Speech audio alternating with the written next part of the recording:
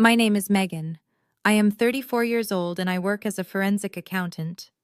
I spend my days meticulously tracking down massive financial fraud, uncovering deeply hidden corporate assets, and systematically dismantling the most complex white-collar lies.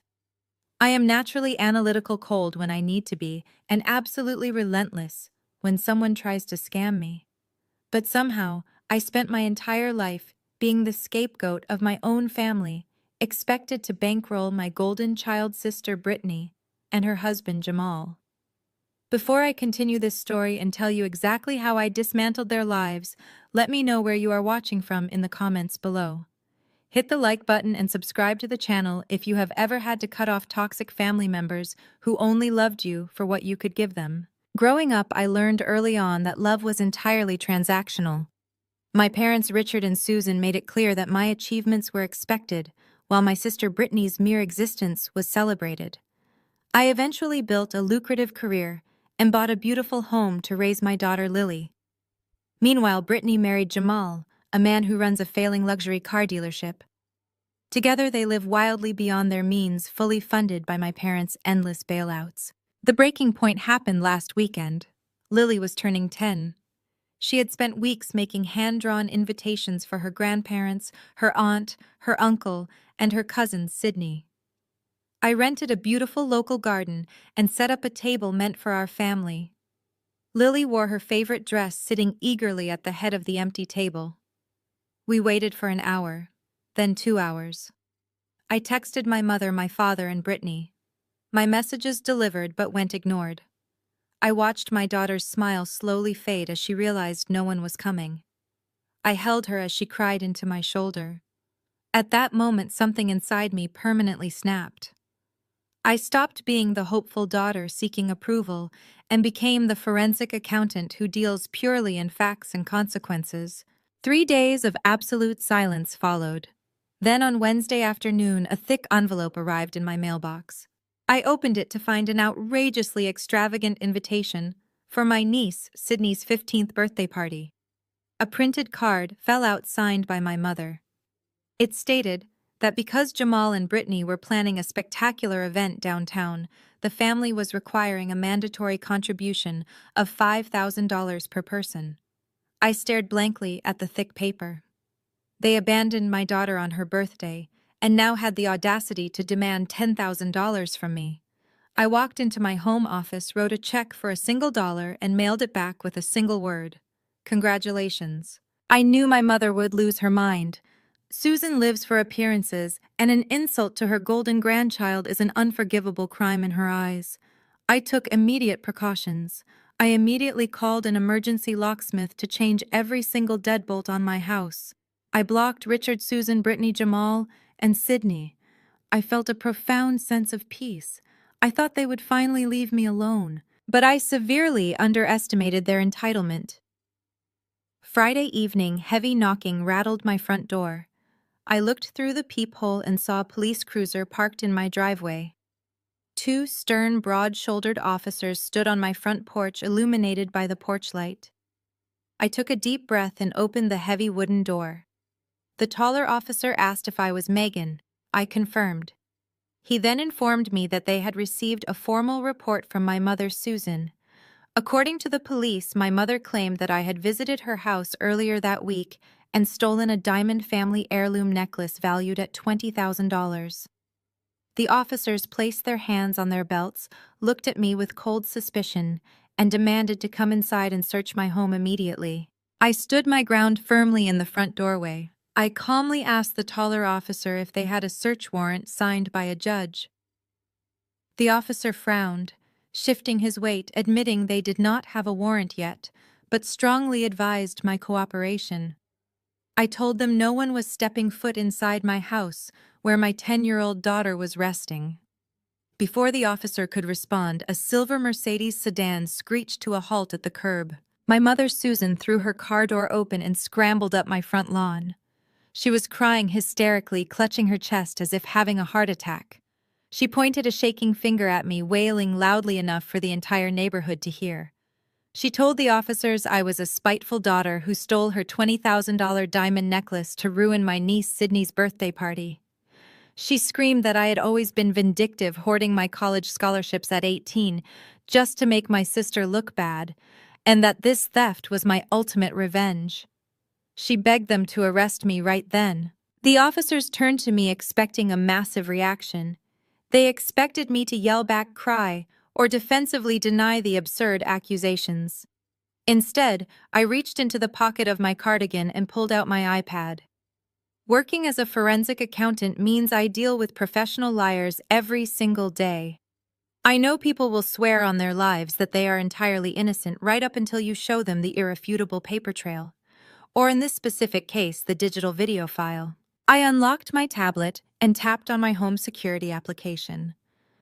I did not tell my parents when I upgraded my home security system last month. I discreetly installed ultra-high-definition 4K cameras around my property, including a specialized dome camera hidden in the ceiling of my front porch. I calmly swiped back to a recording from exactly 2 weeks ago, the last time my mother invited herself over to snoop through my belongings under the guise of dropping off old mail. I turned the screen toward the officers and pressed play. The high-resolution video was crystal clear. It showed Susan walking out of my front door. She paused on the porch, looked left and right to make sure no neighbors were watching, and reached deeply into her designer handbag. She pulled out the velvet jewelry box containing the diamond necklace. The audio was so sharp you could hear the distinct snap of the box opening. Susan took the necklace out, fastened it securely around her neck, tucked it under her silk scarf, tossed the empty box into my bushes, and walked to her car with a smirk on her face. The silence on my front porch was deafening. The taller officer leaned in, squinted at the screen, and politely asked me to replay the footage. I tapped the screen and let it run again. The video left absolutely zero room for interpretation or lingering doubt. The diamond necklace was never stolen. Susan had taken it herself, worn it out of my house, and was now trying to frame me for grand larceny because I refused to pay her ridiculous extortion fee. The officers slowly turned away from the screen and glared fiercely at my mother. Susan's fake tears instantly stopped. Her mouth opened and closed like a fish out of water.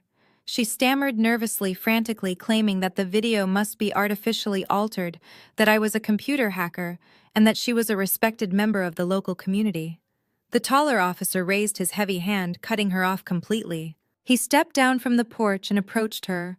His voice was stern and unyielding. He informed Susan that filing a false police report is a serious criminal offense. He told her that wasting police resources to settle a petty family dispute over a birthday party could easily result in heavy fines and potential jail time. He pointed a stern finger directly at her face and warned her that if they received one more frivolous call from her address, she would be the one leaving in cold steel handcuffs.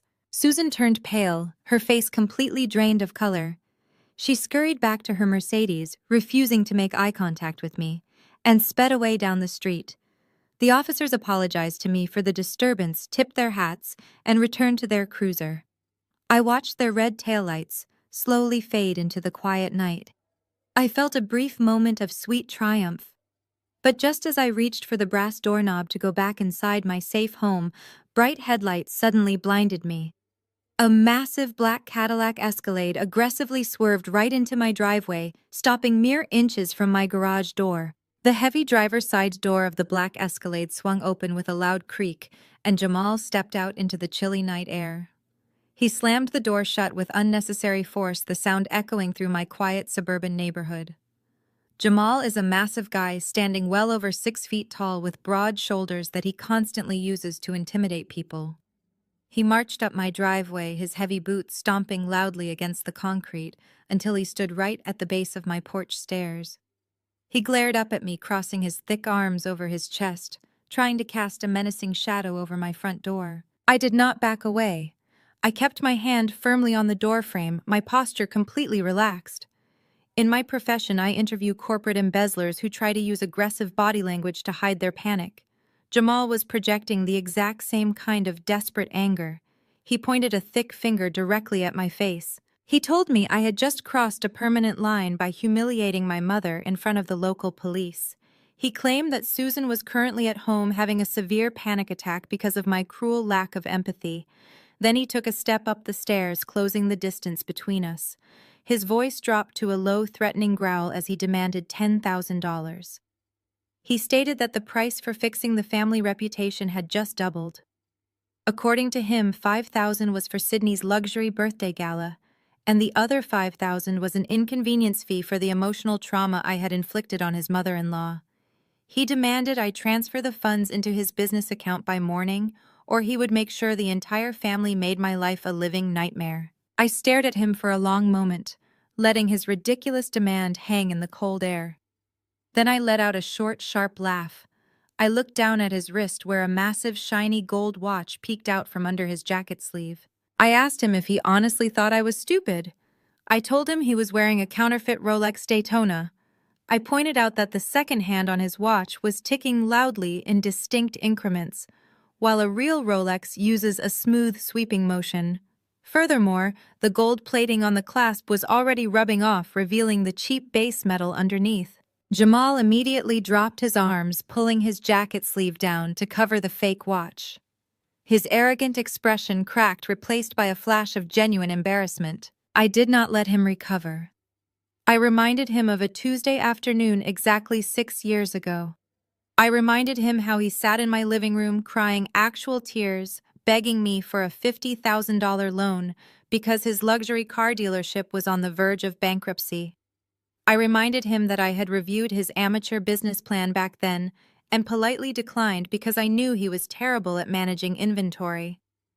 I looked him dead in the eye and stated that a man who has to beg his younger sister-in-law for a bailout and who wears fake jewelry to project false wealth is in no position to demand $10,000 from anyone. His face flushed with deep dark rage.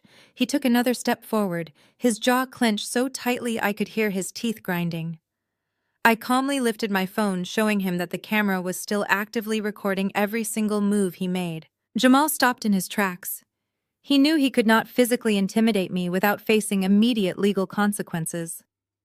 He let out a harsh breath, turned his head, and spat a thick wad of saliva right onto the pristine concrete of my driveway. He glared at me with pure hatred. He promised me that I would deeply regret disrespecting him.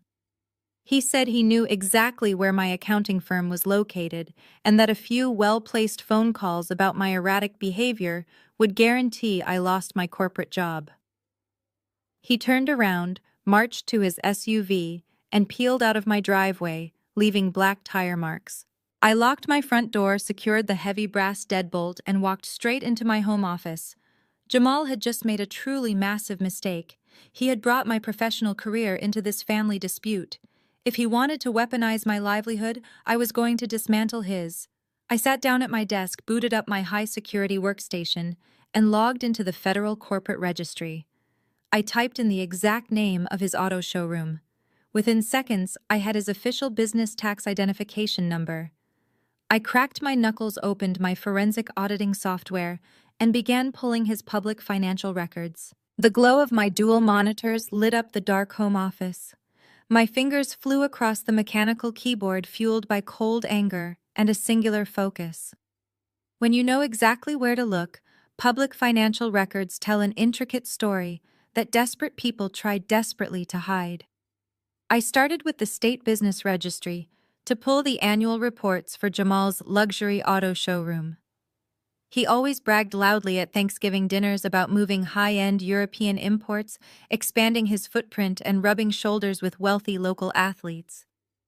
The actual numbers painted a completely different reality. I routed his company's tax identification number through a secure commercial credit database I use for complex corporate investigations. The initial dashboard flashed a rapid series of severe warning indicators. His business credit score was completely tanked. I downloaded the itemized balance sheets and profit and loss statements for the last 3 fiscal years. I started cross-referencing his reported assets against public state tax liens. It did not take a genius to see the financial bleed, but it took a trained forensic accountant to see the sheer scale of the hemorrhage. For 36 straight months, Jamal had been operating deeply in the red. His inventory turnover rate was absolutely abysmal. The luxury cars sitting on his lot were depreciating metal boxes collecting dust.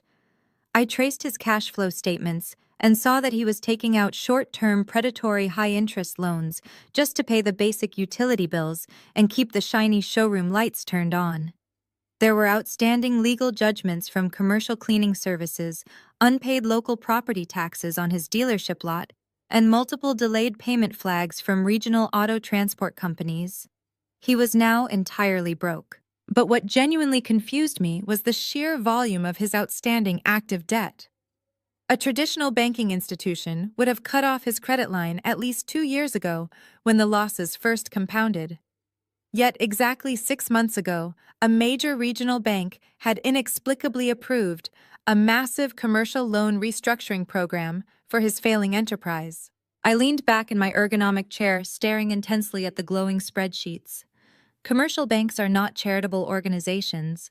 They do not hand over massive sums of money to a business with a heavily documented track record of failure unless that specific loan is backed by ironclad, easily liquidable collateral.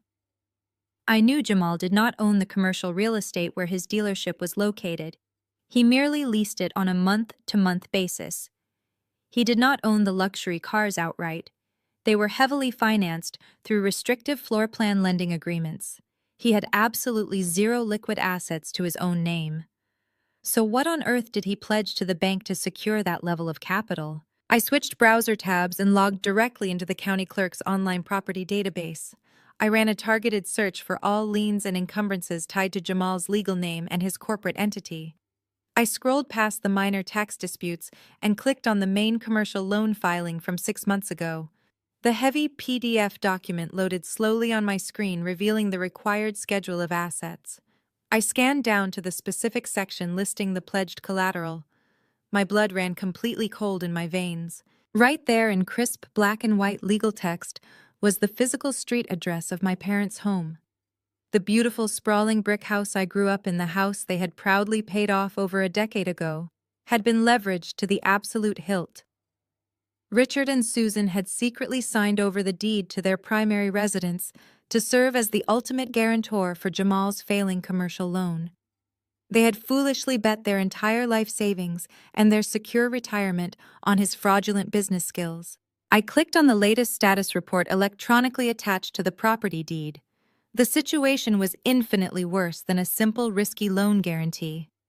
Jamal had completely missed the last 4 consecutive monthly payments. Because the loan was now officially in severe default, the bank had already filed a formal notice of default with the county court. The legal grace period had expired just 2 weeks ago. The crushing reality suddenly clicked into perfect place. The aggressive demand for $5,000 per person for a 15-year-old's birthday party was never about a luxury gala.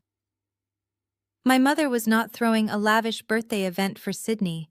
They were desperately trying to crowdsource enough fast cash from unsuspecting relatives to catch up on the heavily overdue loan payments. Richard and Susan were secretly facing imminent catastrophic foreclosure, and they were entirely willing to extort their own daughter and ruin my career just to save the house they foolishly risked to protect their golden child's husband. My parents had gambled their entire financial security on a man who wore fake watches and ran a failing business. I closed my laptop, the harsh glow fading into the darkness of my office. They were cornered animals, and cornered animals do not behave rationally. I went to bed that night knowing the extortion attempt was only the beginning. I braced myself for their next move, but I vastly underestimated how low my sister was willing to stoop. The following morning, my phone started vibrating relentlessly on my nightstand at exactly 6 o'clock. I had 27 missed calls and over 50 text messages from extended relatives, old high school acquaintances, and even a few parents from my daughter Lily's school. I opened a text message from a former college roommate. It contained a single hyperlink and a question asking if I had seen what my family was posting about me.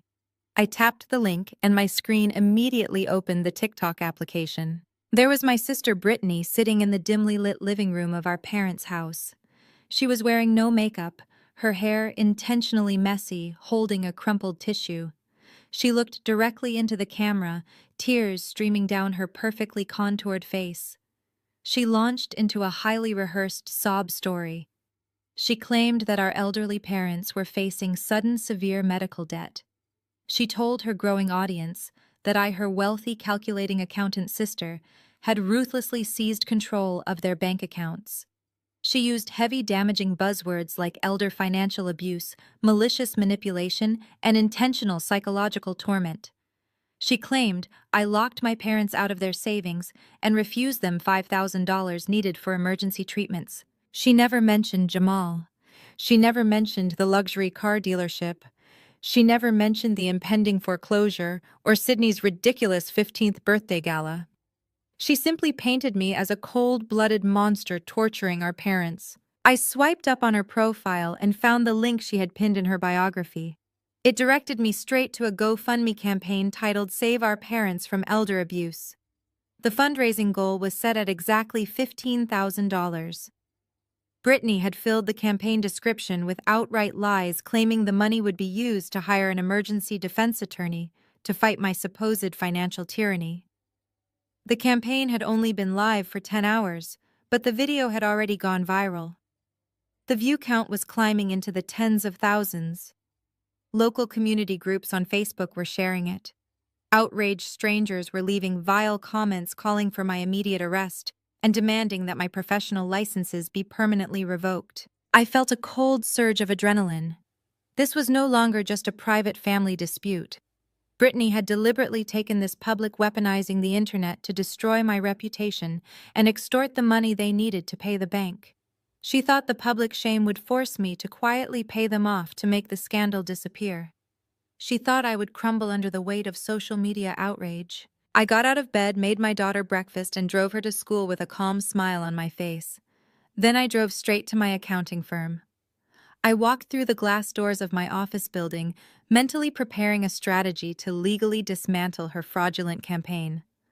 But the moment I stepped onto my floor, the atmosphere was completely wrong. My colleagues suddenly stopped talking. People quickly averted their eyes and stared intensely at their computer monitors. The receptionist gave me a tight, uncomfortable smile. Before I could even put my briefcase down at my desk phone rang.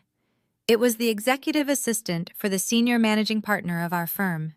She asked me to come to the corner office immediately. I walked down the long, carpeted hallway, my heart pounding a steady rhythm against my ribs.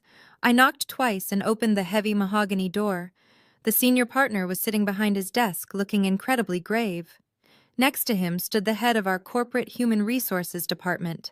On the large smart television mounted to the wall behind his desk, Brittany's tearful TikTok video was paused on a massive scale. The senior partner folded his hands on his desk and looked at me with cold professionalism.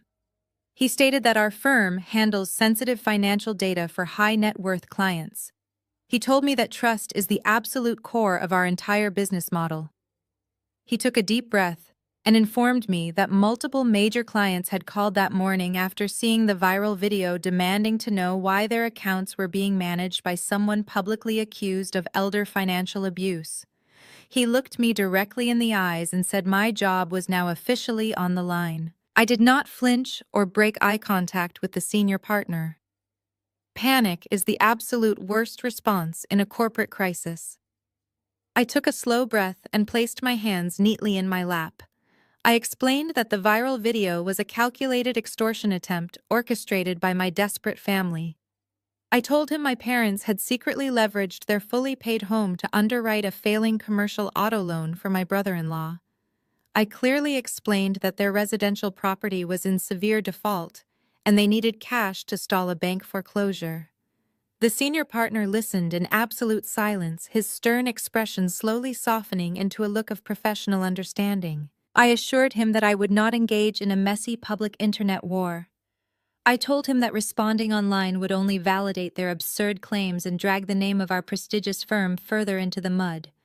Instead, I asked for 48 hours to dismantle their operation using the exact legal and financial tools this firm had spent years teaching me.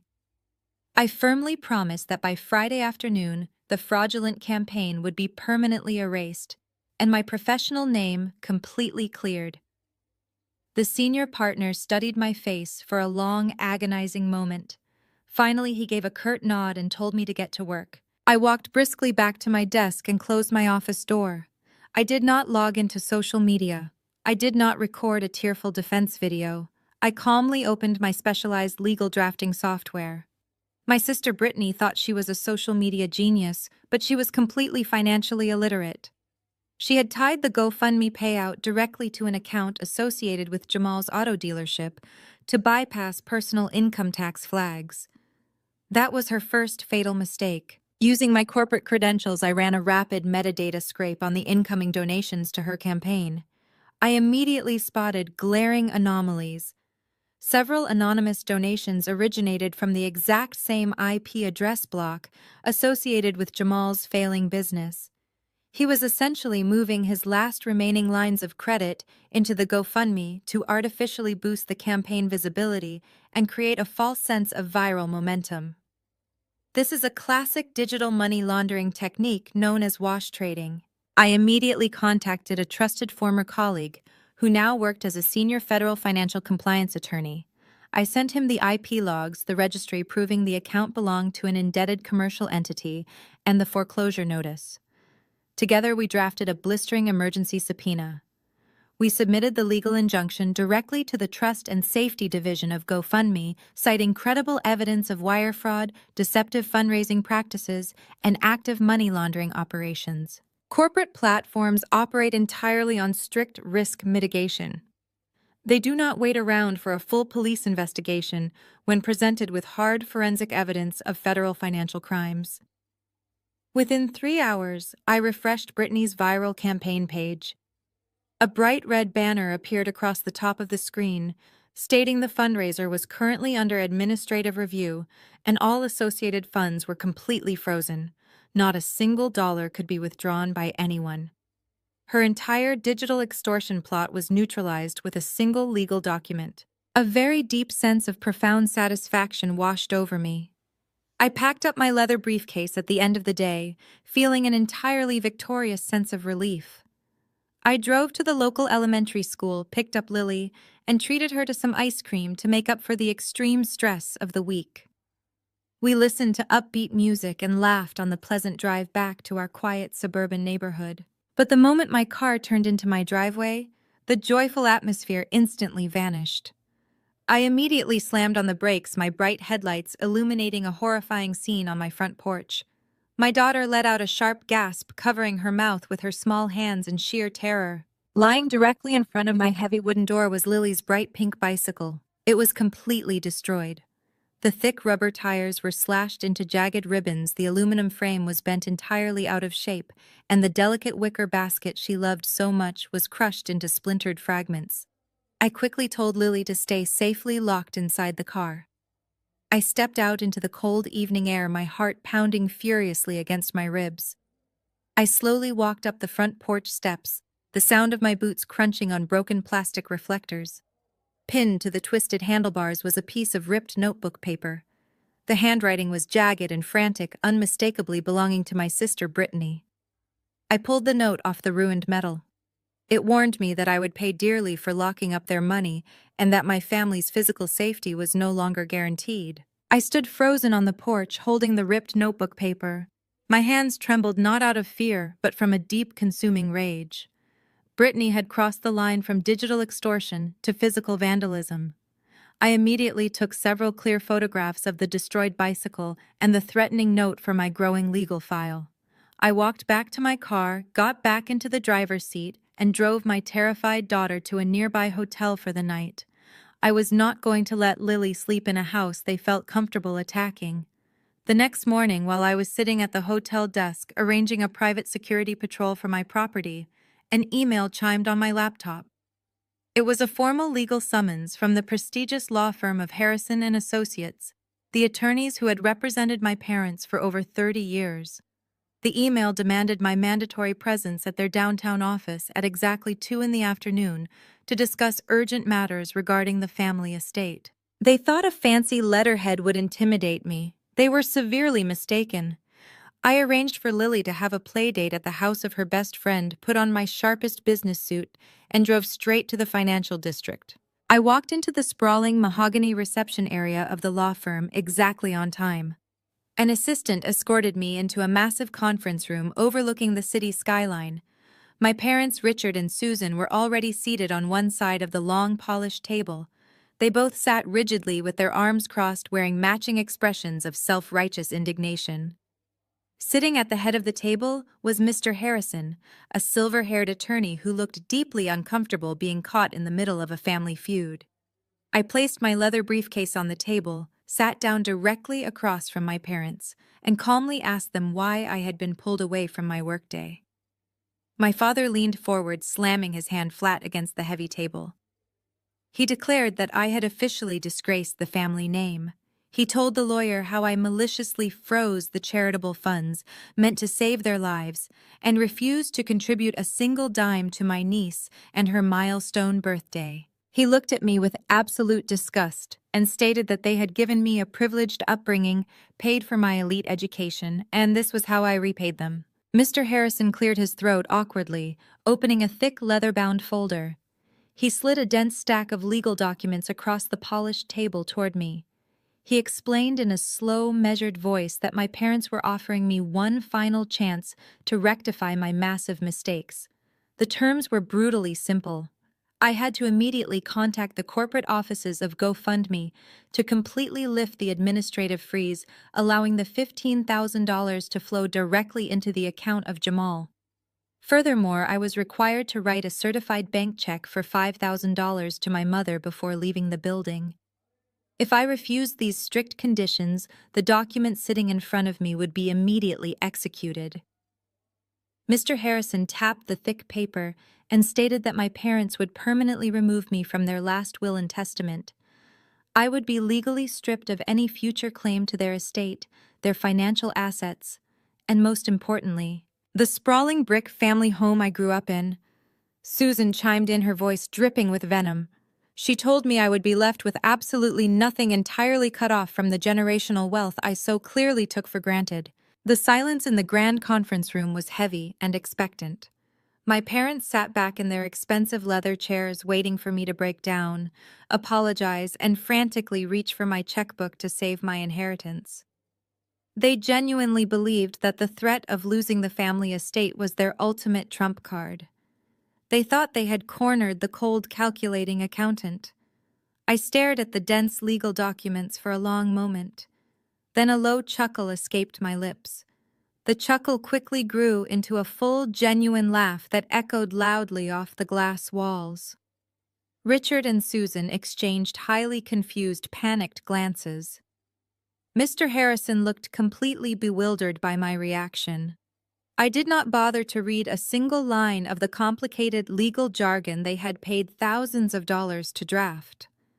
I simply reached into my suit jacket, pulled out my heavy silver fountain pen, and uncapped it.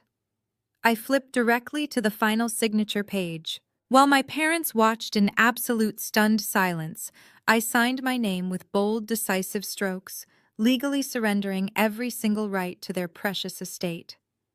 I pushed the signed papers back across the polished table, maintaining a bright, terrifying smile. Mr. Harrison stared down at the freshly inked signature as if I had just signed a dark pact with the devil. He blinked rapidly, pulling his reading glasses down the bridge of his nose, completely failing to mask his absolute professional shock. In his 30 years of practicing family law, he had likely watched countless estranged children break down in tears, frantically offering apologies and writing massive checks just to preserve their slice of generational wealth. He had never seen someone gleefully terminate their own inheritance with a silver fountain pen and a genuine smile. My mother, Susan, let out a sharp, offended gasp. She slammed her designer handbag onto the table, her face flushing a deep, angry red. She loudly demanded to know what was wrong with me, asking if I was having a severe psychiatric breakdown. She yelled that I was throwing away millions of dollars over a simple family disagreement. My father, Richard, tried to maintain his authoritative posture, but his hands were slightly trembling. He aggressively pointed a shaking finger at me and declared that this sudden decision was permanent. He warned me that when he passed away, I would not receive a single dime, and my daughter Lily would get absolutely nothing. He stated that I was making the biggest financial mistake of my entire life. I slowly stood up from my leather chair. I buttoned my suit jacket, smoothed out the fabric, and leaned across the heavy mahogany table. I placed both of my hands flat against the polished wood, bringing my face just inches away from my father. The room fell dead silent. I looked him directly in the eyes, lowering my voice so the lawyer would not catch every single word, but making sure my father heard me perfectly clear. I told him he was absolutely right about this being a permanent decision. I thanked him for doing me the greatest legal favor of my entire adult life. I told him I knew exactly what was really happening behind his closed doors. I stated that I had run his personal financial records right alongside Jamal's business accounts. My father, Richard, completely stopped breathing. The angry color completely drained from his face, leaving him looking like a terrified ghost. I kept my voice calm and razor sharp. I told him I knew about the massive commercial bank loan he had secretly guaranteed, using the family house as collateral. I told him I knew the property was currently sitting in severe default and that the bank was actively preparing to foreclose. But more importantly, I leaned in even closer and told him I knew about the specific document the IRS had recently filed against him. I told him I knew he owed the federal government exactly $150,000 in unpaid back taxes. Susan froze, turning to look at her husband in sheer horror. Richard had clearly kept the federal tax lien a complete secret from her. I stood up straight and looked down at both of them. I explained that an estate is only valuable if it possesses actual assets. I told them their estate was nothing but a toxic sinking ship of massive federal debt, predatory commercial loans, and impending bank foreclosures.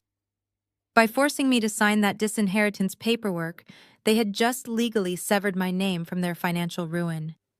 When the IRS came to seize their bank accounts, and when the commercial lenders came to take their home, no creditor could ever try to attach those catastrophic liabilities to my clean financial record or my personal assets. I picked up my leather briefcase and looked at Mr. Harrison.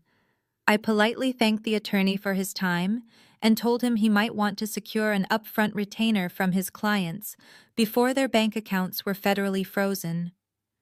I turned my back on my completely paralyzed parents and walked out of the grand conference room. The heavy door clicked shut behind me, sealing their fate. I walked down the carpeted hallway toward the elevators, feeling much lighter. But as I turned the corner into the main reception area, my victorious stride briefly slowed. Standing right next to the elevator banks, aggressively pacing back and forth, was my brother-in-law, Jamal. He had driven my parents to the meeting. He stopped pacing the moment he saw me. He crossed his massive arms, a smug, victorious sneer spreading across his face. He expected me to walk out of that legal office crying broken and carrying a certified check for $5,000. I walked right past his massive frame, pressed the silver elevator button, and gave him a bright, cheerful wave. The arrogant sneer instantly vanished from his face as he realized his ultimate intimidation tactic had completely and utterly failed. I stepped out of the law firm building and into the bright afternoon sun. I had successfully severed my legal ties to a sinking financial ship, but I knew the blast radius of my actions was about to hit the rest of the family tree. By the time I unlocked my car in the parking garage, my phone was already vibrating violently against the dashboard. News travels at lightning speed in a toxic family, especially when the golden child realizes she is about to lose her primary funding. Over the next 48 hours, my phone was absolutely flooded with hateful text messages and aggressive voicemails. In psychology, they call these people flying monkeys. They are the extended relatives and enablers who blindly do the bidding of the abuser without ever asking for the actual truth. My aunt left a sobbing voicemail accusing me of literally putting my elderly parents on the street. My cousin texted me to say I was a sociopath who only cared about spreadsheets and money. Not a single one of them knew about the massive tax debt or the impending commercial foreclosure. They only knew the twisted narrative my mother and sister had carefully spun to protect their own fragile egos. I did not engage. I simply hit block one by one, methodically silencing the endless noise. I truly thought my absolute silence would eventually force them to back down. But toxic people do not respect boundaries. They view them as a direct personal challenge. On Thursday afternoon, while I was reviewing a corporate audit at my desk, my cell phone rang loudly. The caller identification displayed the name of my daughter Lily's elementary school. My stomach instantly dropped into a cold knot. I answered the phone, and the school principal spoke in a hushed, nervous tone. She told me that a large man matching Jamal's description was currently pacing back and forth outside the playground fence during afternoon recess. He was not trying to enter the building, but he had positioned himself right against the chain-link fence, staring directly at my 10-year-old daughter. When a recess monitor asked him to step back from the school perimeter, Jamal had aggressively yelled at the teacher, claiming he had a family right to see his niece. He had intentionally made sure Lily saw him standing there glaring at her. It was a silent, menacing promise of the violence he had threatened in that ripped notebook paper left on her ruined bicycle. I told the principal to immediately bring Lily inside and lock the exterior doors. I grabbed my keys, abandoned my spreadsheet, and sprinted out of my office building. By the time I arrived at the school, Jamal had already sped off in his massive black SUV. I found Lily sitting in the principal's office, her small hands shaking in sheer terror as she clutched her backpack. Seeing the absolute fear in my innocent child's eyes completely erased any lingering shred of familial mercy I had left inside my heart. I thanked the principal, requested a digital copy of the exterior security footage, and drove Lily straight to a safe location. I did not call Jamal to scream at him. I did not call my sister. I drove directly to the county courthouse and filed an emergency petition for a strict legal protective order. Because Jamal had threatened a minor at a public school, the local magistrate granted an expedited emergency hearing the very next morning. Jamal strutted into the small courtroom wearing a tailored suit, looking confident. When it was his turn to speak, Jamal put on a masterful theatrical performance. He looked the judge dead in the eye and claimed this was all a massive misunderstanding. He tried to play the race card, arguing that as a large African-American man, his mere physical presence was often unfairly perceived as threatening. He claimed he was simply walking by the school and wanted to say a loving hello to his niece. The judge turned to me. I did not raise my voice or argue. I handed the bailiff a heavily documented manila folder. It contained the high-definition Ring camera footage of Jamal aggressively spitting on my driveway, the threatening handwritten note left on the slashed bicycle, and the school security video showing him intimidating a teacher and a terrified 10-year-old girl. The judge watched the footage in absolute silence. He then slammed his gavel down, completely shutting Jamal up. He granted a permanent restraining order, barring Jamal from coming within 500 feet of me or my daughter. Jamal stormed out of the courtroom in a blinding rage, but his anger meant nothing to me anymore. I was untouchable. Or so I thought until checking my mail the following morning. Walking out of the courthouse with the permanent restraining order officially secured, I felt a temporary but profound sense of relief. Jamal could no longer legally approach me or my daughter Lily without facing immediate arrest. But my analytical mind could not let go of a glaring financial discrepancy I had noticed during my initial audit of his auto dealership.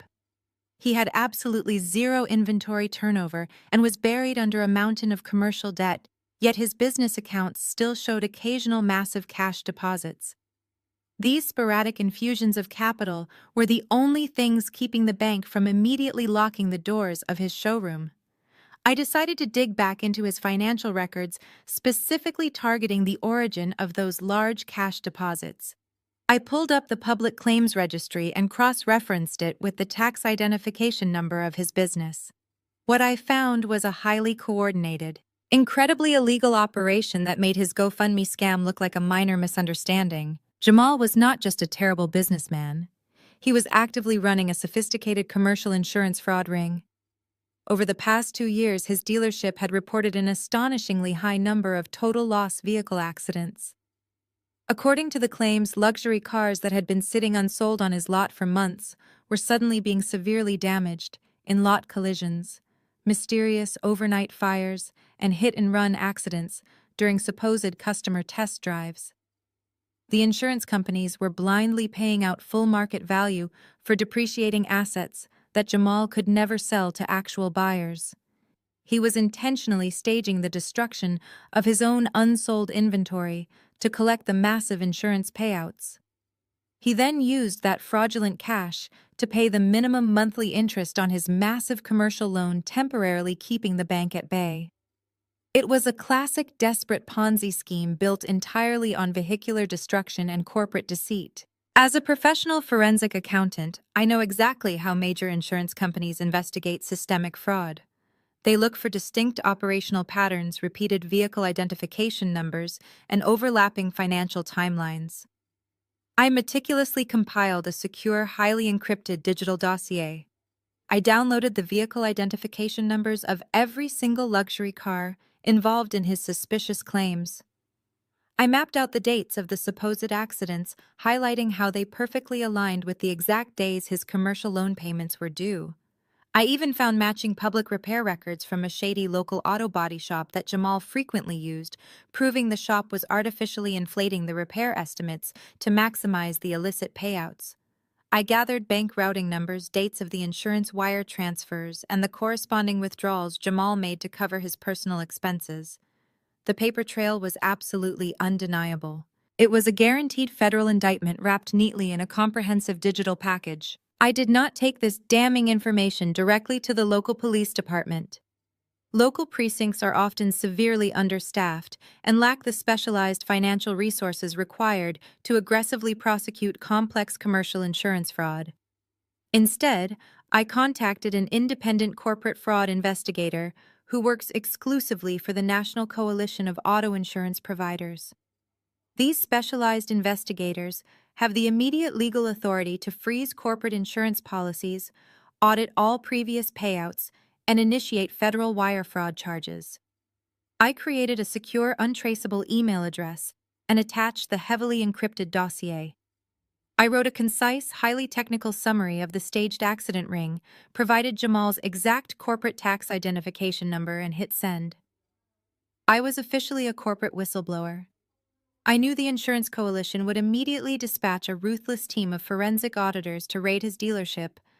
Jamal was about to face the full, terrifying weight of the federal legal system. With the whistleblower tip successfully submitted and verified, I knew it would take a few days for the federal agents to assemble their warrants. But the wheels of justice were already in motion. I closed my laptop and felt a genuine sense of final closure. I had legally protected my daughter and systematically dismantled the fraudulent empire of the man who violently threatened her. I walked out to my mailbox that chilly Tuesday afternoon, expecting nothing but standard utility bills. Instead, sitting right on top of a stack of mundane junk mail was a thick, heavy envelope. It was crafted from expensive cream-colored cardstock and sealed with dripping red wax. The address on the front was handwritten in sweeping, elegant calligraphy. I broke the thick wax seal with my thumb and pulled out a gold-embossed VIP invitation. It was a formal request to attend my niece Sydney's 15th birthday gala, scheduled to take place at the highly exclusive Plaza Hotel downtown. Clipped to the corner of the heavy invitation was a small handwritten note on my mother's personal stationery. The message from Susan contained only 5 chilling, threatening words. Last chance to repent, Megan. I stared at those 5 threatening words. Last chance to repent, Megan. My mother believed extending an invitation to a birthday party was an ultimate olive branch I would normally accept. But my analytical mind immediately caught a massive logical inconsistency. Jamal was completely broke. My parents were facing an imminent bank foreclosure. So how exactly were they funding a lavish VIP gala at the Plaza Hotel, easily one of the most expensive venues in the entire city? Why were they so desperate for me to attend after I had cut them out of my life and filed a restraining order against Jamal? The math did not add up. In the world of forensic accounting, when numbers on the surface look impossible, it means there is a secondary set of books hidden underneath.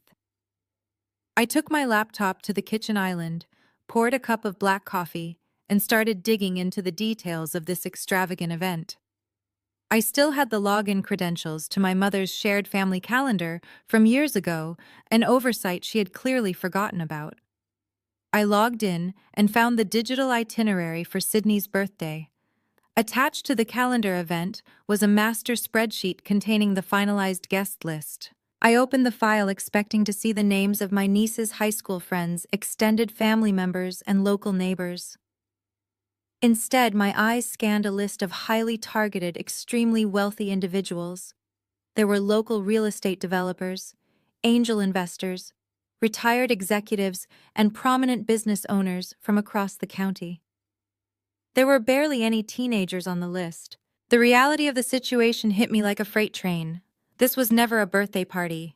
The $5,000 a plate entry fee was not to pay for balloons and a cake. Jamal and Brittany were using their daughter's milestone birthday as a deceptive, highly illegal fundraising front. They had invited dozens of wealthy local investors to a luxurious setting to pitch them a fraudulent investment opportunity in Jamal's failing car dealership. They were planning to use the lavish Plaza Hotel ballroom to project an illusion of massive success, hoping to scam enough immediate cash from these unsuspecting investors to pay off the bank and save my parents' house from foreclosure. It was an unregistered securities offering disguised as a family celebration. They wanted me there because my presence as a certified forensic accountant would silently validate their fraudulent claims. If the wealthy investors saw a legitimate financial professional sitting at the head table, they would naturally assume Jamal's business was a safe and profitable investment. My parents were trying to use my hard-earned professional reputation to underwrite their massive Ponzi scheme. I closed the spreadsheet, a cold and calculated smile spreading across my face. They were trying to raise enough capital to pay off the regional bank holding their defaulted loan. But I knew exactly how commercial banks operated. When a loan is in severe default and backed by a fraudulent business, the bank does not actually want the massive headache of going through a prolonged foreclosure process. They want to offload the bad debt immediately, even if they have to sell it for pennies on the dollar just to get the toxic asset off their books. I picked up my phone and called the private cell number of my accounting firm's wealthiest corporate client. He was the chief executive officer of a massive aggressive real estate conglomerate that specialized in acquiring distressed commercial properties.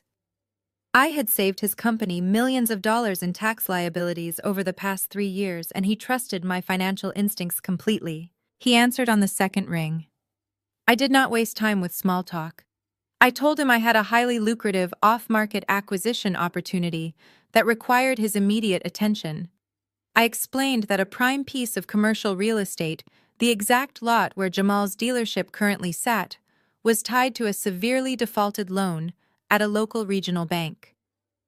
I laid out the exact numbers, showing him that because the bank was desperate, his conglomerate could swoop in and quietly purchase the entire debt portfolio for a fraction of its actual market value. By purchasing the debt, his company would instantly become the primary lien holder on both the commercial lot and the residential property my parents had foolishly used as collateral. The executive listened intently, recognizing the brilliant financial maneuver. He agreed immediately, authorizing his legal team to initiate the silent buyout first thing the next morning. I hung up the phone looking down at the gold-embossed invitation. Jamal and my parents thought they were going to the plaza to save their empire. They had no idea that I had just successfully orchestrated the complete corporate takeover of their entire lives. I tossed the threatening gold-embossed invitation onto my kitchen counter. Last chance to repent. The sheer arrogance of my mother's handwritten note was almost laughable. They honestly believed they held all the cards, entirely unaware that the massive real estate conglomerate I represented was already finalizing the hostile takeover of their toxic bank debt. I had initially planned to ignore the lavish birthday gala and let the federal insurance investigators raid Jamal's failing car dealership on their own timeline. But that 5-word note changed my mind completely. If they wanted me to attend their fraudulent fundraising event to silently validate their massive Ponzi scheme, I would gladly oblige. I would walk right into their luxurious Plaza Hotel ballroom and personally deliver the financial execution they so deeply deserved. Because this was a highly exclusive event, the dress code was strictly black tie. I owned a breathtaking floor-length emerald green designer gown that I purchased years ago for a corporate banquet.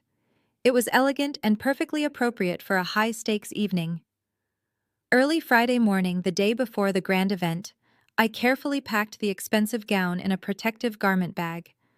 I brought it to my upscale health club downtown, which offered a premium on-site dry cleaning service for executive members. I handed the bag to the locker room valet, instructing her to press out the minor wrinkles while I completed my morning workout. I planned to pick it up on my way to the office, ensuring it was flawless for Saturday night. I spent an hour on the treadmill channeling all my lingering frustration into a punishing run. Sweaty but energized, I walked into the luxurious executive locker room to shower and get ready for the workday. I approached my assigned private locker, swiped my electronic key fob, and pulled the heavy wooden door open. The breath instantly left my lungs. My beautiful emerald green designer gown was not neatly hung on the wooden valet hook. It lay crumpled in a pathetic heap at the bottom of the locker. I dropped my gym bag and fell to my knees, reaching out to touch the dark green silk.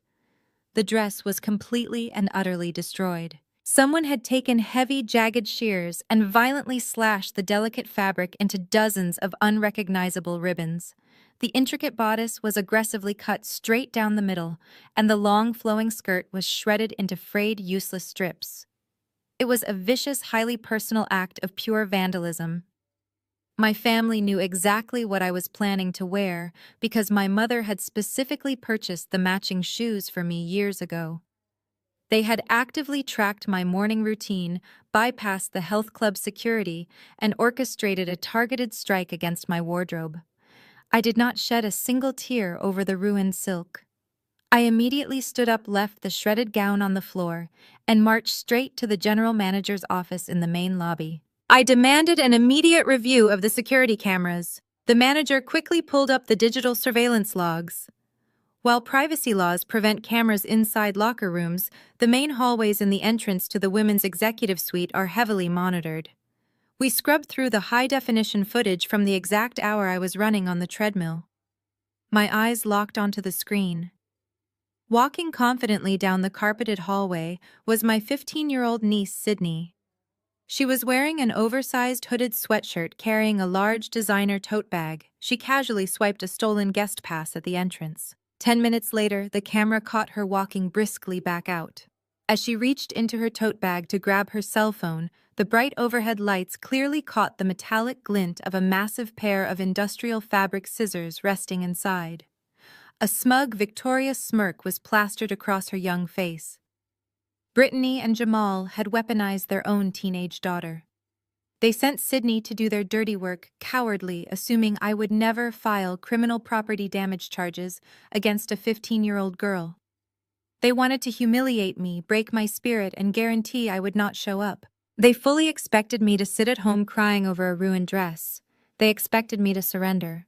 Instead, I calmly thanked the gym manager and walked out into the brisk morning air. A ruined silk dress was simply an emblem of the past. I drove straight to the most exclusive luxury boutique in the financial district. I did not ask to see evening gowns. I demanded their sharpest, most aggressive custom-tailored power suit. I selected a striking midnight black blazer with structured shoulders and matching trousers. It was the armor of a ruthless executive. I was no longer playing their games. I was going to war. Saturday evening arrived with a crisp chill in the city air. I helped Lily into a beautiful navy blue velvet dress that made her look so grown up. She twirled in front of the hallway mirror, completely unaware of the absolute financial carnage her family was about to unleash. I slipped into my new custom-tailored midnight black power suit. The structured shoulders and sharp lines gave me an imposing, untouchable silhouette.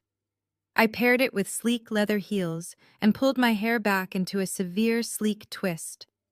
I looked exactly like what I was, a high-level corporate assassin. We drove downtown toward the Plaza Hotel, the glowing city lights reflecting off the windshield. I felt a cold mechanical calm settle over my entire body. I was not walking into a family celebration. I was walking into a highly active crime scene. We handed my car keys to the white-gloved valet and stepped through the iconic revolving brass doors of the legendary hotel. The grand main lobby of the Plaza Hotel was a masterclass in overwhelming opulence and historical beauty. Massive crystal chandeliers cast a warm golden glow over the imported marble floors. I held Lily by the hand and guided her toward the grand ballroom on the mezzanine level. The entrance was flanked by towering floral arrangements of white roses and orchids. A polished mahogany welcome table was set up near the double doors, staffed by 2 hotel event coordinators. Beyond the open doors, I could see the extravagant setup. A live jazz quartet was playing softly in the corner. Waiters in pristine tuxedos circulated through the crowd carrying silver trays of champagne and expensive caviar appetizers.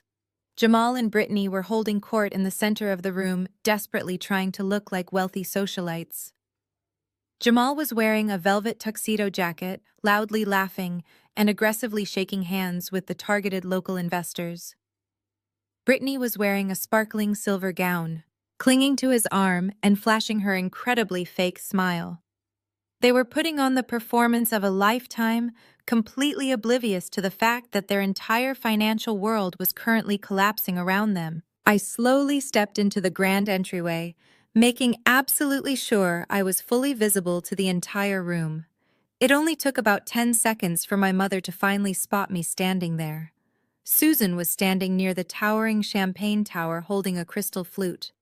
The moment her eyes locked onto my sharp black suit, her fake socialite smile instantly vanished. Her face twisted into a mask of pure, unadulterated panic and rage. She slammed her champagne glass down onto a nearby table, spilling expensive liquor onto the white linen tablecloth.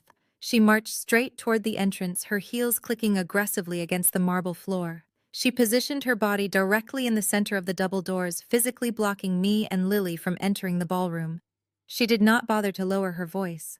She wanted to make a public scene, hoping to humiliate me into running away. She loudly demanded to know what on earth I was doing there. She pointed an accusatory finger at my chest and yelled that this was an exclusive, high-end private event. She told the surrounding guests that I was a bitter, jealous daughter who had completely abandoned the family in their absolute darkest hour of financial need. She crossed her arms and loudly declared that unless I was holding a certified cashier check for $10,000 to cover my entrance fee and my past disrespect, I needed to turn around and leave her sight immediately. The live jazz music seemed to quiet down as the wealthy investors near the entrance turned to watch the commotion.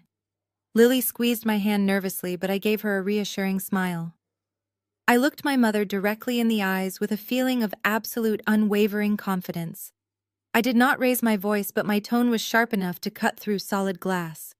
I reached into the inside pocket of my black blazer and pulled out a folded piece of thick watermarked hotel stationery. I unfolded the document and held it up so the surrounding investors could clearly see the bright red official paid stamp from the hotel accounting department. I told my mother to lower her voice before she completely embarrassed herself in front of her wealthy guests. I stated clearly that she was absolutely right about me not paying her ridiculous $5,000 door fee. I took a slow, deliberate step forward, physically forcing her to step back. I looked her up and down with absolute pity. I told her I didn't pay the door fee, but I did pay the $50,000 venue rental this morning when Jamal's credit card declined. The grand entrance of the ballroom suddenly felt incredibly small. My statement hung in the air, echoing off the marble pillars. The wealthy investors standing near the doorway completely stopped their polite conversations. A prominent real estate developer I recognized from my firm's client roster slowly turned around, his eyebrows raised in sharp curiosity. He had just written Jamal a massive check, believing this event was fully funded by a highly successful luxury auto empire. Hearing that the host's credit card had declined for the venue rental was the ultimate financial red flag.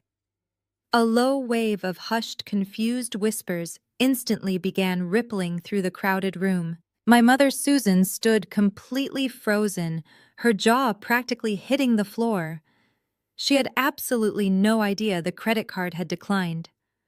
Jamal and Brittany had clearly kept the severe severity of their immediate cash flow crisis hidden even from her. She looked frantically around the room, realizing that her desperate attempt to humiliate me had backfired in the most public, spectacular way possible. From the center of his ballroom, Jamal noticed the sudden shift in the room's energy. He pushed past a group of elderly investors, his face flushed an angry, sweaty red. He stomped over to the entrance, glaring down at me with absolute fury. He aggressively grabbed the arm of the hotel event coordinator standing at the welcome table. He loudly demanded that she call hotel security immediately to have me forcefully removed from the premises for trespassing and causing a massive public disturbance. He yelled that I was a crazy, estranged relative trying to ruin his daughter's birthday. The event coordinator looked incredibly uncomfortable. She adjusted her headset, pulling up the digital reservation file on her tablet. She nervously cleared her throat and looked directly at Jamal. She stated in a clear professional tone that she could not call security to remove me. She turned the tablet screen toward him, showing the finalized financial ledger. She explained that his original corporate credit card had indeed been flagged and declined for insufficient funds at 8 o'clock that morning.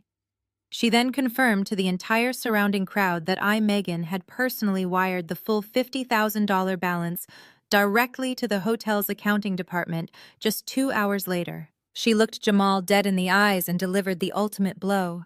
She stated that because I was the sole individual who legally paid for the venue rental, I was now officially the registered host of the evening.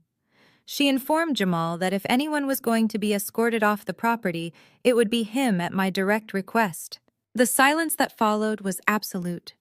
The soft jazz music playing in the background suddenly sounded incredibly loud. Jamal took a heavy step backward, wiping a thick bead of sweat from his forehead. His entire tough guy persona completely evaporated in front of his targeted investors. He looked like a cornered rat. He had spent the entire evening projecting the image of a wealthy, untouchable CEO. And now everyone in the room knew he couldn't even afford the room they were standing in. The real estate developer, who had overheard my initial comment, slowly reached into his suit jacket, pulled out his phone, and quietly stepped out into the hallway, likely calling his bank to frantically cancel his investment check. Seeing her husband completely paralyzed and the investors starting to physically back away, Brittany realized she was rapidly losing control of the narrative.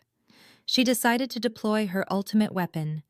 She hiked up the skirt of her sparkling silver gown and practically ran onto the small, elevated stage at the front of the ballroom. She aggressively grabbed the microphone from the jazz singer's microphone stand. The harsh sound of audio feedback pierced the room, forcing everyone to cover their ears and look directly at her. Brittany gripped the microphone with both hands, her chest heaving as she forced massive, dramatic tears to stream down her perfectly contoured face. She pointed a shaking finger directly at me. Her voice cracked with manufactured emotion as she addressed the entire ballroom. She told the wealthy crowd not to listen to a single word I was saying.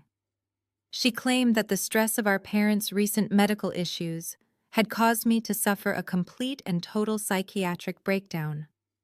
She yelled that I was deeply unwell, dangerously delusional, and obsessively stalking her family. She begged the crowd for their sympathy, claiming she was just trying to protect her innocent daughter, Sydney, from her completely insane aunt. She clutched the microphone tightly, preparing to launch into a full-blown hysterical monologue about my supposed mental illness. Brittany's voice echoed through the massive ballroom, amplified to an agonizing volume by the professional sound system. She wept, telling the horrified investors I was recently diagnosed with severe paranoia. She claimed I was financially cutting off our elderly parents out of pure delusion, and that my presence tonight was a dangerous, unhinged attempt to destroy the only family that still loved me. The wealthy guests exchanged highly uncomfortable glances. A few people stepped back, not wanting involvement in a psychiatric emergency. Susan nodded from the entrance, playing the heartbroken matriarch perfectly. They expected me to yell back. They expected me to scream that she was lying, to lose my temper, and to effectively prove her narrative of mental instability right then and there. I did no such thing. I looked down at my 10-year-old daughter. Lily gave her hand a gentle, reassuring squeeze and guided her to a quiet alcove near the coat check. I asked the hotel event coordinator to watch her for 5 minutes. I turned my attention to the room's technical layout. While Brittany continued to sob dramatically center stage, I calmly adjusted the cuffs of my black blazer and began walking briskly along the perimeter of the grand ballroom. I bypassed the bewildered investors. My target was the elevated audio-visual control booth located at the back right corner of the room designated for the hotel's technical staff. The booth was currently occupied by a single young technician wearing a black polo shirt. He stared at Brittany on stage, completely unsure if he should cut the microphone feed. I approached the soundboard with the absolute authority of someone who owned the building. I looked the young man in the eye, flashed my firm corporate smile, and informed him that as the legal sponsor of tonight's $50,000 venue rental, I needed immediate access to the main projection feed. I pulled my corporate tablet from my blazer. I did not wait for his permission. I reached over the complex soundboard, located the primary HDMI input cable resting next to the master laptop, and firmly plugged it directly into my tablet adapter. My forensic accounting software was already booted up, securely preloaded with every single piece of financial evidence I had meticulously gathered over the past week.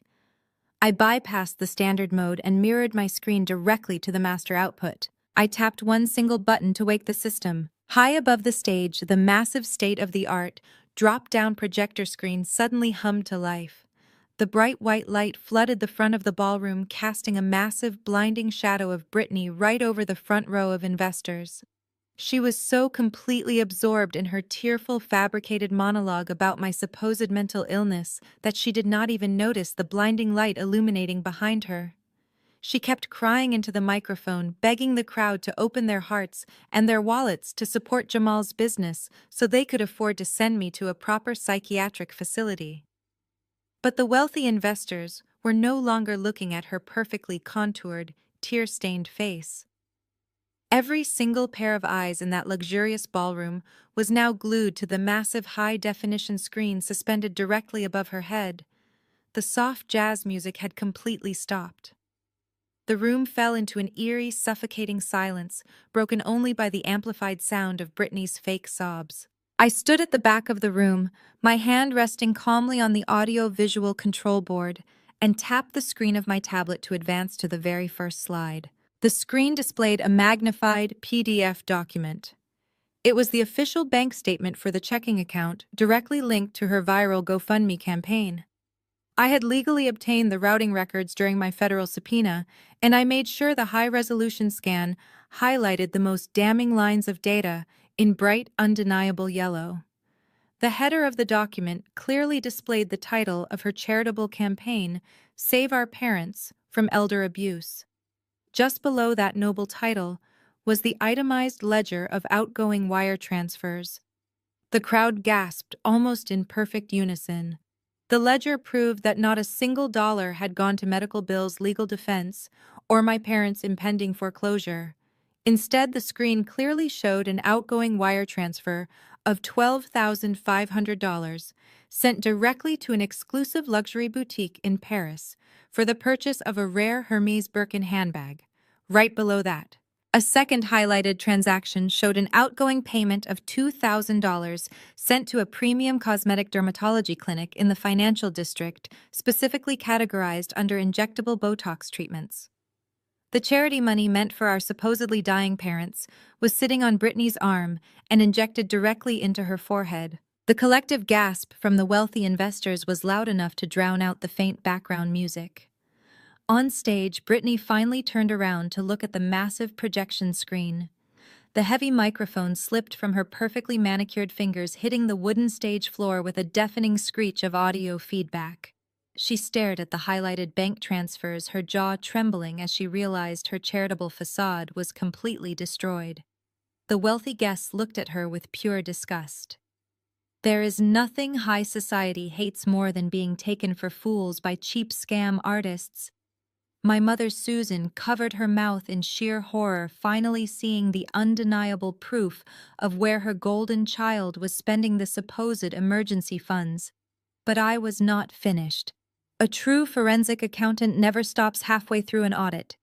I tapped the tablet screen again, advancing to the second phase of my financial autopsy. The projection screen shifted instantly. The bank statements vanished, replaced by the highly confidential itemized profit and loss statements for Jamal's luxury auto dealership. I made sure the font was large enough for the elderly investors in the back row to read clearly.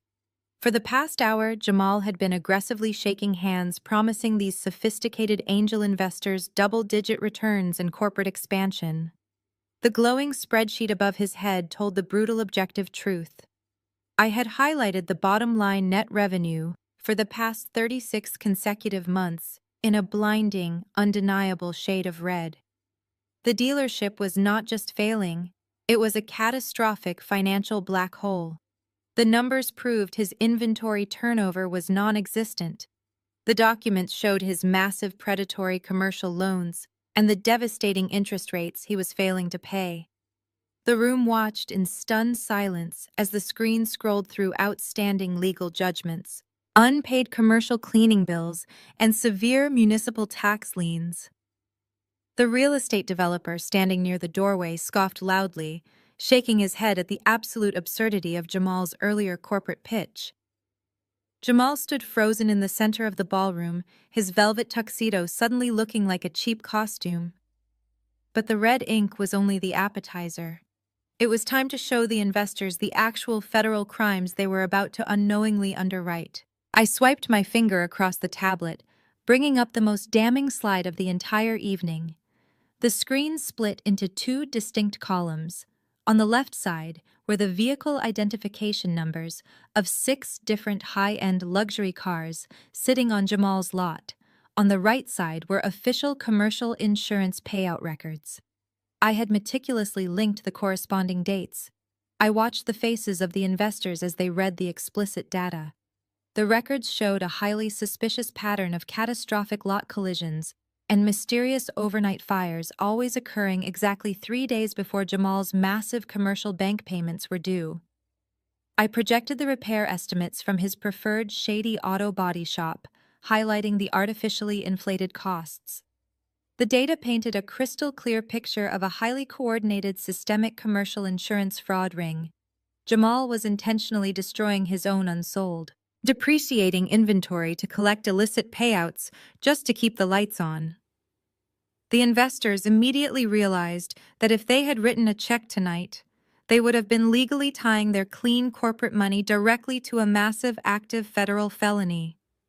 The wealthy guests began loudly demanding their investment checks back, creating a chaotic chorus of angry, betrayed voices ringing throughout the luxurious plaza ballroom. Jamal finally snapped out of his paralyzed state. He looked up at the massive projection screen, then turned his furious gaze toward the audio-visual control booth at the back of the room. His eyes locked directly onto me, his face contorted into a mask of pure violent rage. He let out a feral roar, shoving past an elderly investor, and charged blindly down the center aisle. He was a massive man, fueled by the desperate realization that his entire fraudulent empire had just been publicly executed. He sprinted toward the technical booth, his heavy boots pounding against the marble floor, clearly intending to physically tear me apart. I did not flinch, and I did not step back. I simply stood my ground, completely unafraid of his desperate anger. Before Jamal could even reach the first step of the elevated booth, 2 massive men in tailored dark suits materialized from the crowd. They were the highly trained private security details hired by the wealthy real estate developers. They moved with terrifying speed and precision. The first guard grabbed Jamal's right arm, twisting it sharply behind his back, while the second guard swept his legs out from under him. Jamal hit the hard, polished marble floor face first with a very heavy thud, leaving him completely and utterly neutralized. The loud thud of Jamal hitting the marble floor echoed through the silent ballroom. The 2 massive private security guards kept him firmly pinned, his cheek pressed hard against the cold, polished stone. He grunted and struggled, but the guards applied just enough pressure to keep him entirely immobile. The wealthy investors collectively took another large step back, completely horrified by the sudden, violent escalation. From the chaotic center of the room, my father Richard finally broke his paralyzed silence. He pushed his way to the front of the crowd, his face purple with absolute fury. He pointed a shaking finger up at me in the audio-visual booth and began to scream. He yelled that I was a complete monster. He demanded that I shut off the projector immediately and stop destroying our family in front of the entire city. He claimed I was a bitter, vindictive child who could not stand to see her sister succeed, and that I was intentionally ruining the only chance they had to survive a temporary financial setback. His voice cracked with desperate panic as he begged the investors not to listen to my presentation, insisting that family matters should remain strictly private. I looked down at my father from the elevated booth. I did not yell back. I spoke into the main microphone connected directly to the soundboard, my voice calm, steady, and echoing with absolute authority. I told him that covering up active federal felonies is not a private family matter. I stated that he and Susan were not innocent victims in this elaborate scheme. They were the primary enablers who had funded and protected Jamal for years, fully aware of his fraudulent business practices. I looked directly into Richard's panicked eyes and told him it was time for the investors to see exactly how far he was willing to go to protect his golden child. I tapped the screen of my tablet one final time. The projection screen above the stage flashed brilliantly, replacing the auto dealership records with a single highly sensitive legal document. I magnified the header so the entire room could read the bold black text. It was the official Notice of Default and Intent to Foreclose, filed directly by their regional bank. I had highlighted the specific section listing the pledged collateral for Jamal's massive commercial loan. The document clearly displayed the exact street address of my parents' sprawling brick colonial house. The ballroom erupted into a wave of shocked whispers. The investors immediately realized the absolute depths of the deception. My parents had secretly leveraged their fully paid primary residence to underwrite Jamal's failing fraudulent auto dealership. The document on the screen proved that they had missed 4 consecutive mortgage payments and were facing imminent, catastrophic bank foreclosure. Susan let out a devastated wail, burying her face in her hands. She had spent her entire adult life meticulously cultivating an image of superior wealth and high society grace. Now her deepest, darkest financial secret was being broadcast in high definition to the exact group of wealthy elites she so desperately wanted to impress. Brittany scrambled down from the stage, trying to comfort our hysterical mother, but Susan violently pushed her golden child away. The realization had finally hit her.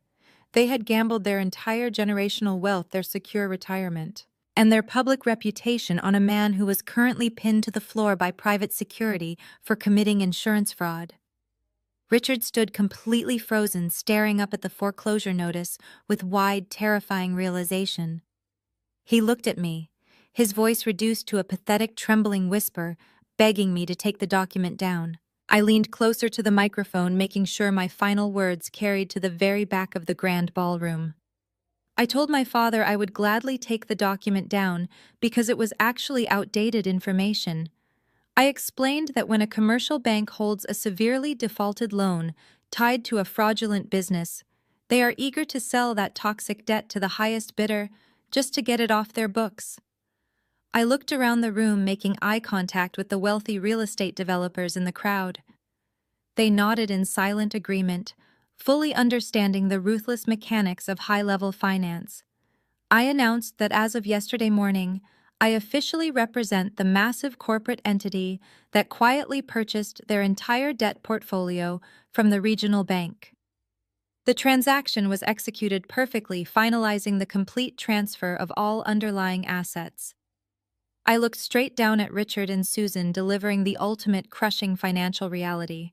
There were absolutely no options left for them to explore. I told them they do not owe the bank anymore. I told them they do not own their beautiful brick colonial home anymore. My client does. The absolute finality of my statement hung heavily in the air of the ballroom. I had just publicly severed the last string holding their fake high society lives together. Richard staggered backward as if he had been physically struck directly in the chest. He bumped into an appetizer table, sending a silver tray of caviar crashing to the marble floor. Susan simply stopped breathing. The reality that a massive corporate entity now held the deed to the only asset they had left completely broke her. She clutched her chest, her eyes darting wildly around the room, as if searching for an escape route that did not exist. There was absolutely no escape at all. They had bet their entire generational legacy on a fraudulent car salesman, and they had spectacularly lost everything. Down on the main floor, the wealthy investors were not waiting around to see how the family drama concluded. These were successful, sharp business people. They took one look at the foreclosure notice projected on the screen, looked down at Jamal pinned to the floor by security, and instantly realized they had almost been the victims of a Ponzi scheme. The panic spread through the crowd like a wildfire. Expensive suit jackets rustled as dozens of men and women simultaneously reached into their pockets and purses. The ballroom transformed into a chaotic trading floor. Every investor pulled out their cell phone, frantically dialing their wealth managers, personal bankers, and corporate accountants.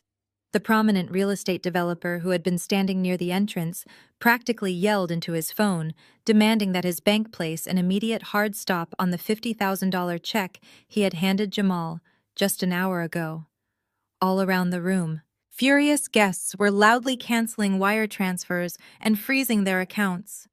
They realized Jamal had invited them to a fake birthday gala simply to steal their capital to pay off his toxic commercial debt. Brittany stood alone near the edge of the stage, her silver gown sparkling mockingly under the bright chandelier lights. She watched in horror as the investors systematically revoked every dollar of her husband's bailout money. Her illusion of being a wealthy, untouchable socialite was disintegrating in front of her eyes. She looked at Jamal, who was still groaning and struggling underneath the heavy boots of the security guards. She looked at our parents, who were now homeless and drowning in federal tax debt. The golden child finally understood that there was no one left to bail her out. There was no reserve fund. There was no more money. Brittany let out a piercing, guttural scream that echoed over the frantic voices of the investors. Her knees gave out. She collapsed onto the marble floor, tearing at the expensive fabric of her dress, sobbing hysterically. It was not the fake, calculated crying she had used on stage just 10 minutes ago. This was the raw, ugly sound of financial and social destruction. I stood still in the elevated audio-visual booth, watching the collapse of the family that had treated me like garbage for my entire life. I felt no pity. They had abandoned my 10-year-old daughter on her birthday, demanded an extortion fee to fund this exact scam, and then tried to destroy my professional career when I refused to comply. I had given them exactly what they asked for. I brought my forensic accounting skills directly to their party. I reached forward and calmly closed my tablet, shutting off the projection screen. The white canvas above the stage went completely dark, but the chaos on the floor only intensified. The jazz musicians had packed up their instruments and slipped out the back service exit, wanting nothing to do with the unfolding disaster. The hotel event coordinator was frantically speaking into her headset, trying to figure out how to clear the angry, shouting crowd of elites. Jamal managed to lift his head just an inch off the marble, spitting out a string of vicious curses directed at me. He demanded that someone call the hotel security team to arrest me for hacking the projector. But before anyone could even respond to his pathetic demands, a deafening crash echoed from the main entrance. The massive, heavy mahogany double doors of the ballroom were violently thrown completely open, slamming hard against the surrounding walls. The guests instantly went silent, turning their heads toward the entrance, expecting to see a team of hotel managers in tailored suits. Instead, a squad of stern men and women in dark tactical windbreakers stormed directly into the luxurious room. Across the back of their jackets, bright yellow letters spelled out IRS, Criminal Investigation. Flanking them were uniformed officers from the local Economic Crimes Task Force. The federal agents had finally arrived to make arrests. The tactical boots of the federal agents hit the marble floor in perfect unison, establishing absolute authority over the ballroom. The lead investigator from the Internal Revenue Service held up his golden badge, his voice cutting through the panic like a sharp blade. He immediately ordered everyone to remain exactly where they were and keep their hands clearly visible. The wealthy investors accustomed to giving orders rather than taking them immediately fell silent and backed away against the expensive floral arrangements. Two heavily armed local economic police officers bypassed the bewildered crowd and marched straight toward the center of the room. The private security guards who had been pinning Jamal to the floor immediately stepped back, yielding to federal jurisdiction. Jamal was groaning loudly, his velvet tuxedo jacket torn at the shoulder and covered in thick dust from the floor. An officer grabbed him by the collar of his expensive dress shirt and hauled his massive frame upward, forcing him to his feet. Jamal swayed heavily, his arrogant demeanor completely shattered into pieces. He tried to adjust his jacket, desperately attempting to salvage some shred of his fake dignity, but the lead federal agent stepped directly into his personal space. The agent did not lower his voice. He wanted the entire room of potential victims to hear exactly why they were raiding this lavish gala tonight. The agent pulled a folded warrant from his tactical jacket and began reading it aloud. He stated loudly that Jamal was being placed under immediate federal arrest. He listed the severe criminal charges with brutal clarity: wire fraud, commercial insurance fraud, defrauding a major financial institution, and operating an unregistered Ponzi-style investment scheme across state lines. The heavy words echoed ominously off the crystal chandeliers. As the agent recited the Miranda warning informing Jamal of his right to remain silent and his right to an attorney, the second officer roughly pulled Jamal's thick arms behind his back. The distinct metallic click of heavy steel handcuffs locking tightly around Jamal's wrists sounded like a final death knell for his fraudulent empire. Jamal did not fight back. He looked down at the polished marble floor, his chest heaving rapidly, his fake gold watch glinting under the bright lights as his hands were tightly bound. The real estate developers and angel investors watched the dramatic arrest with grim satisfaction. Several of them even pulled out their cell phones, snapping photographs of the disgraced businessman in handcuffs. The federal raid was the ultimate, undeniable confirmation that every single financial slide I had projected on that massive screen was completely accurate. They had narrowly avoided pouring millions of dollars into a criminal sinkhole. My father, Richard, stood paralyzed near the catering table, his face totally ashen, watching his golden son-in-law being treated like a common street criminal. Susan had buried her face in her hands, completely unable to witness the absolute destruction of her high society fantasy. But my sister Brittany could not remain silent. She watched the officers march her handcuffed husband toward the grand double doors. The terrifying realization that her luxury lifestyle was permanently over finally snapped whatever fragile thread of sanity she had left. She slowly stood up from the floor. Her silver gown ruined her makeup, smeared down her cheeks in dark, ugly streaks. She turned away from Jamal and locked her furious eyes directly on me. I was still standing near the elevated audio-visual booth, calmly watching the scene unfold. Brittany let out a piercing, animalistic shriek. She ignored the armed federal agents and the wealthy crowd. She screamed that I had intentionally ruined her entire existence. She yelled that Sydney was going to be completely destroyed by this public humiliation and that it was all my fault for not simply paying the money they demanded. Blinded by pure toxic rage, Brittany grabbed a heavy crystal champagne flute from a nearby table and charged directly at me. She sprinted up the center aisle, her heels clicking frantically against the stone, aiming the heavy glass right at my face. She expected me to cower, to beg for her forgiveness, to apologize, or to freeze in fear like I did when we were helpless children. She wanted to physically punish me for exposing her massive lies to the world. I stood and watched her sprint toward me with absolute calm. I calculated her wild trajectory and her complete lack of physical coordination in those expensive shoes. Just as she reached the edge of the technical booth and thrust the heavy crystal glass forward with all her might, I simply shifted my weight and took one smooth, deliberate step to the right, letting her momentum carry her straight past me to fall flat on the hard marble floor. Brittany hit the polished marble floor with a sickening thud. Her heavy crystal glass shattered into glittering pieces across the grand ballroom. She lay in her ruined silver gown, sobbing hysterically into the cold stone, completely stripped of her golden child armor. The wealthy investors looked down at her with pure disgust.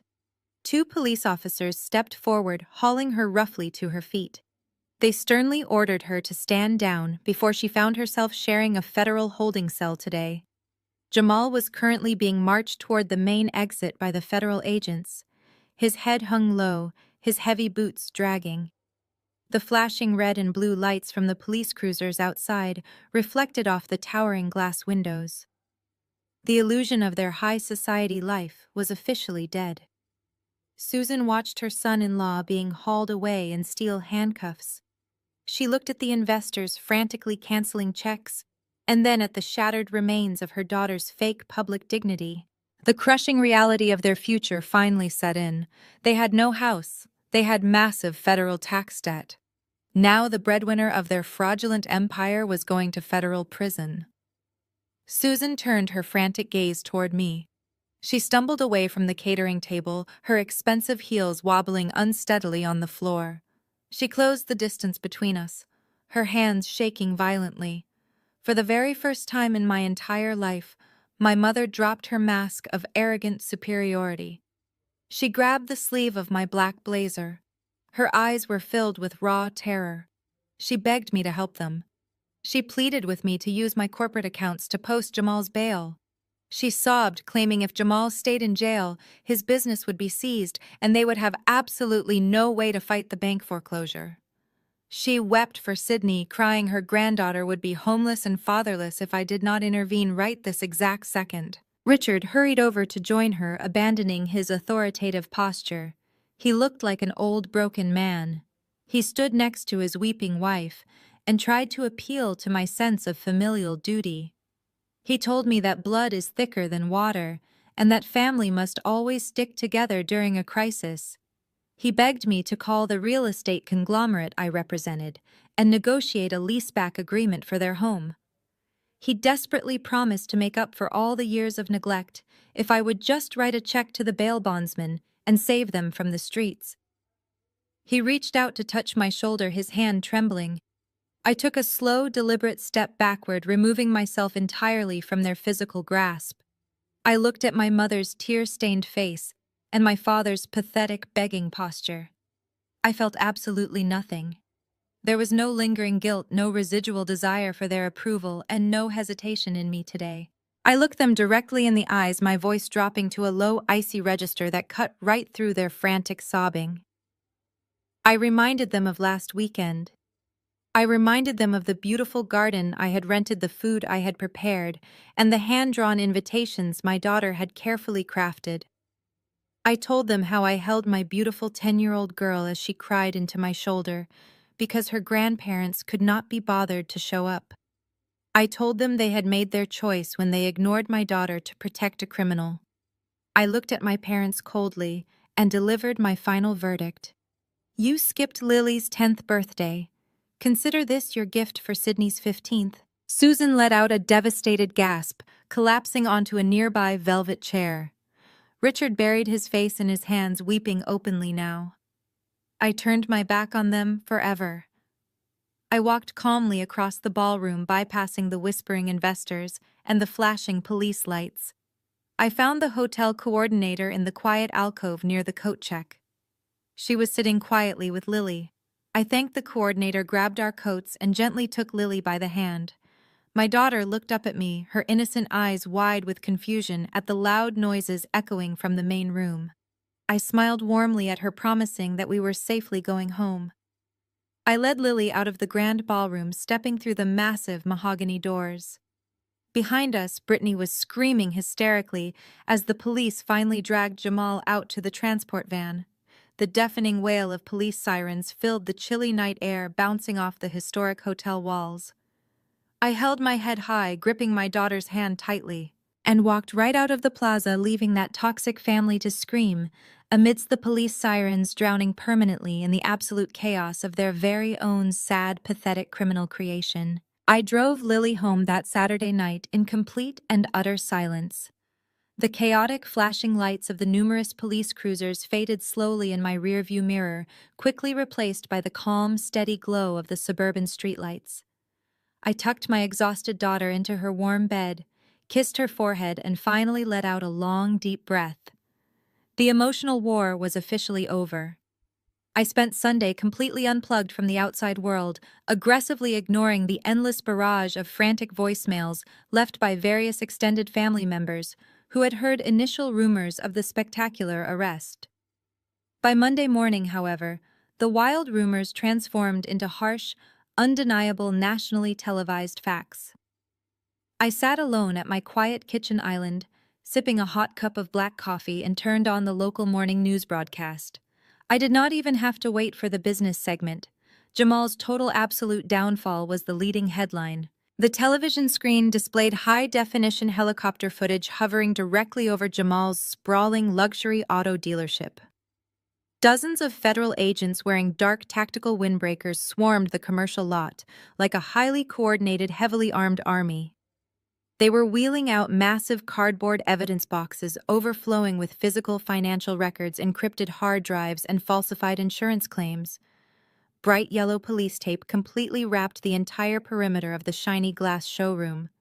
The news anchor reported that a joint federal task force had successfully uncovered a massive, complex, multi-million-dollar commercial insurance fraud ring operating under the guise of a legitimate luxury auto business. They detailed the carefully staged accidents, the grossly inflated auto repair bills, and the unregistered Ponzi-style investment scheme he had attempted to launch at the Plaza Hotel. Seeing his fraudulent empire systematically dismantled on live television brought a very deep, profound sense of professional satisfaction to my analytical mind. The broadcast then cut to live footage outside the downtown federal courthouse. Jamal was being escorted out of a heavily armored transport van wearing a bright orange county jumpsuit instead of his custom velvet tuxedo. He looked completely and utterly defeated, his massive frame hunched over as he shuffled awkwardly past the shouting crowd of aggressive reporters. The legal correspondent broke the breaking news that Jamal had just faced his initial arraignment hearing. Because he possessed significant liquid assets hidden in offshore accounts, and due to the sheer magnitude of the federal wire fraud charges, the strict presiding judge officially deemed him an extreme flight risk. Jamal was categorically denied any bail. There would be absolutely no temporary release. There would be no returning to his fake luxury lifestyle. He was remanded directly into federal custody to await a lengthy, highly publicized criminal trial. His fake high society life was permanently extinguished. While Jamal was trading his counterfeit Rolex for a pair of cold, heavy steel handcuffs, my parents were facing their own truly terrifying, catastrophic reckoning. My corporate client, the aggressive real estate conglomerate, did not waste a single precious second. Early on Tuesday morning, a ruthless team of corporate lawyers, accompanied by the county sheriff, arrived at the sprawling brick colonial house I grew up in. Because the debt portfolio had been legally purchased and the notice of default had fully expired, the formal eviction process was swift and entirely merciless. Richard and Susan were given exactly 2 hours to hurriedly pack a few suitcases of personal belongings before the sheriff officially escorted them off the property. The heavy brass locks were immediately changed, and a massive heavy metal chain was tightly wrapped around the front gate. My parents had spent decades prioritizing their public image over their own daughter, and now they were standing on a cold public sidewalk with absolutely nothing but the clothes on their backs. I was quietly reviewing a client portfolio on Wednesday afternoon when my personal cell phone buzzed on my desk. The screen displayed an unknown, unlisted local number. I assumed it was a delivery driver and casually answered the call. I was immediately met with the sound of heavy, pathetic sobbing. It was my pathetic father, Richard. He was calling me from a cheap prepaid burner phone because his primary cellular plan had been shut off for non-payment. His voice trembled with a desperate, broken energy I had never heard before. He told me that he and Susan were currently sitting in a cheap motel room that smelled of stale smoke and bleach. Then he did exactly what toxic enablers always do when cornered. He turned on his own golden child. Richard wept into the phone, admitting that Brittany was always a manipulative, pathological liar and a massive financial drain.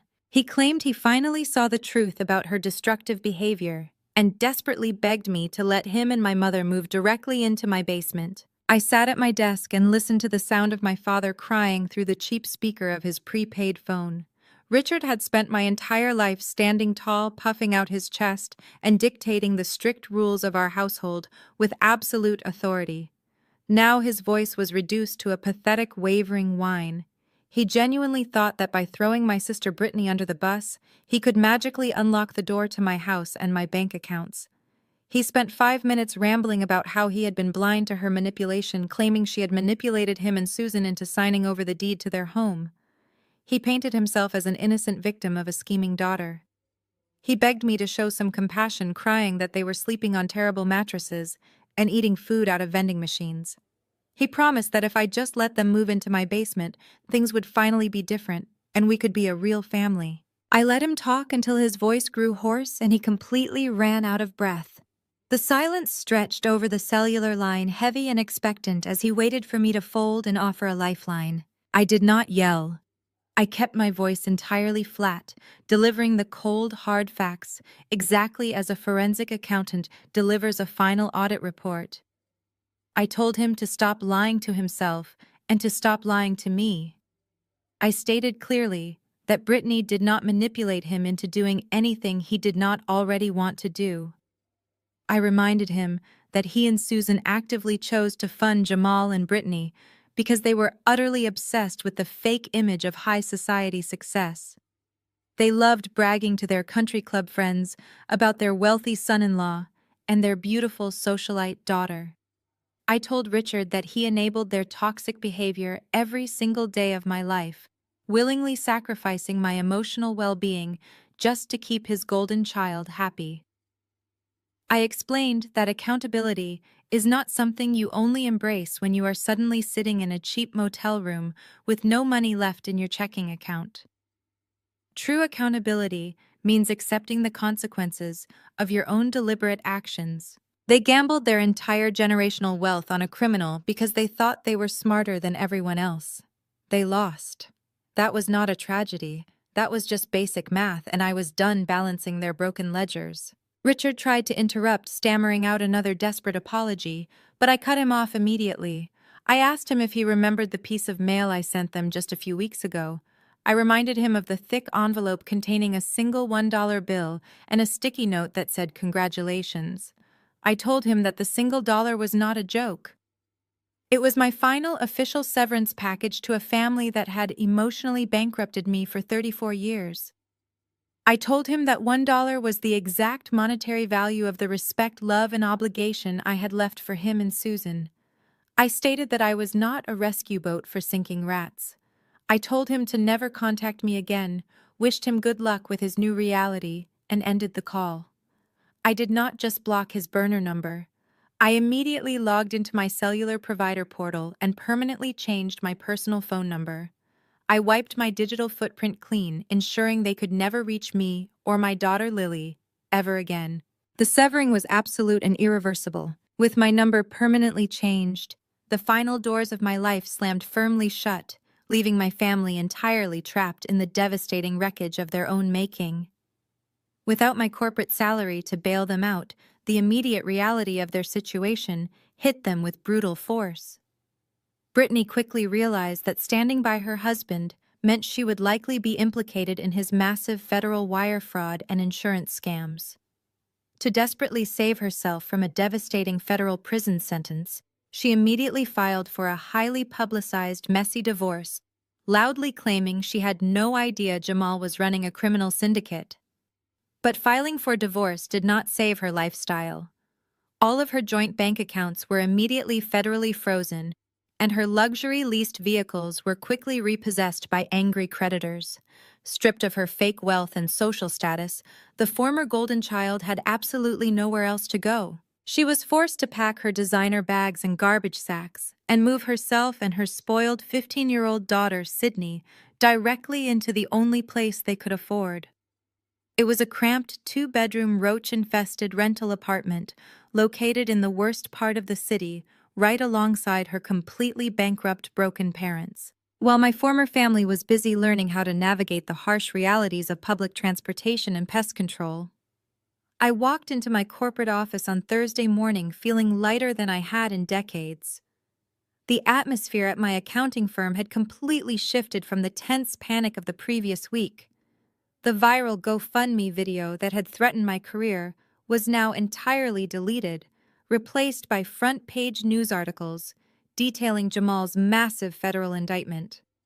As I poured my morning coffee, the senior managing partner's assistant approached me with a wide smile, requesting my presence in the corner office. I walked down the carpeted hallway and stepped through the heavy mahogany doors. The senior partner was not sitting formally behind his desk this time. He was standing near the large window holding a crystal glass of sparkling water, looking incredibly pleased. He turned to face me and firmly shook my hand. He told me that my handling of the public relations nightmare was nothing short of brilliant. But more importantly, he wanted to discuss the off-market acquisition I had brought to our wealthiest corporate client. The real estate conglomerate had successfully closed the aggressive buyout of Jamal's foreclosed commercial lot and my parents' residential property.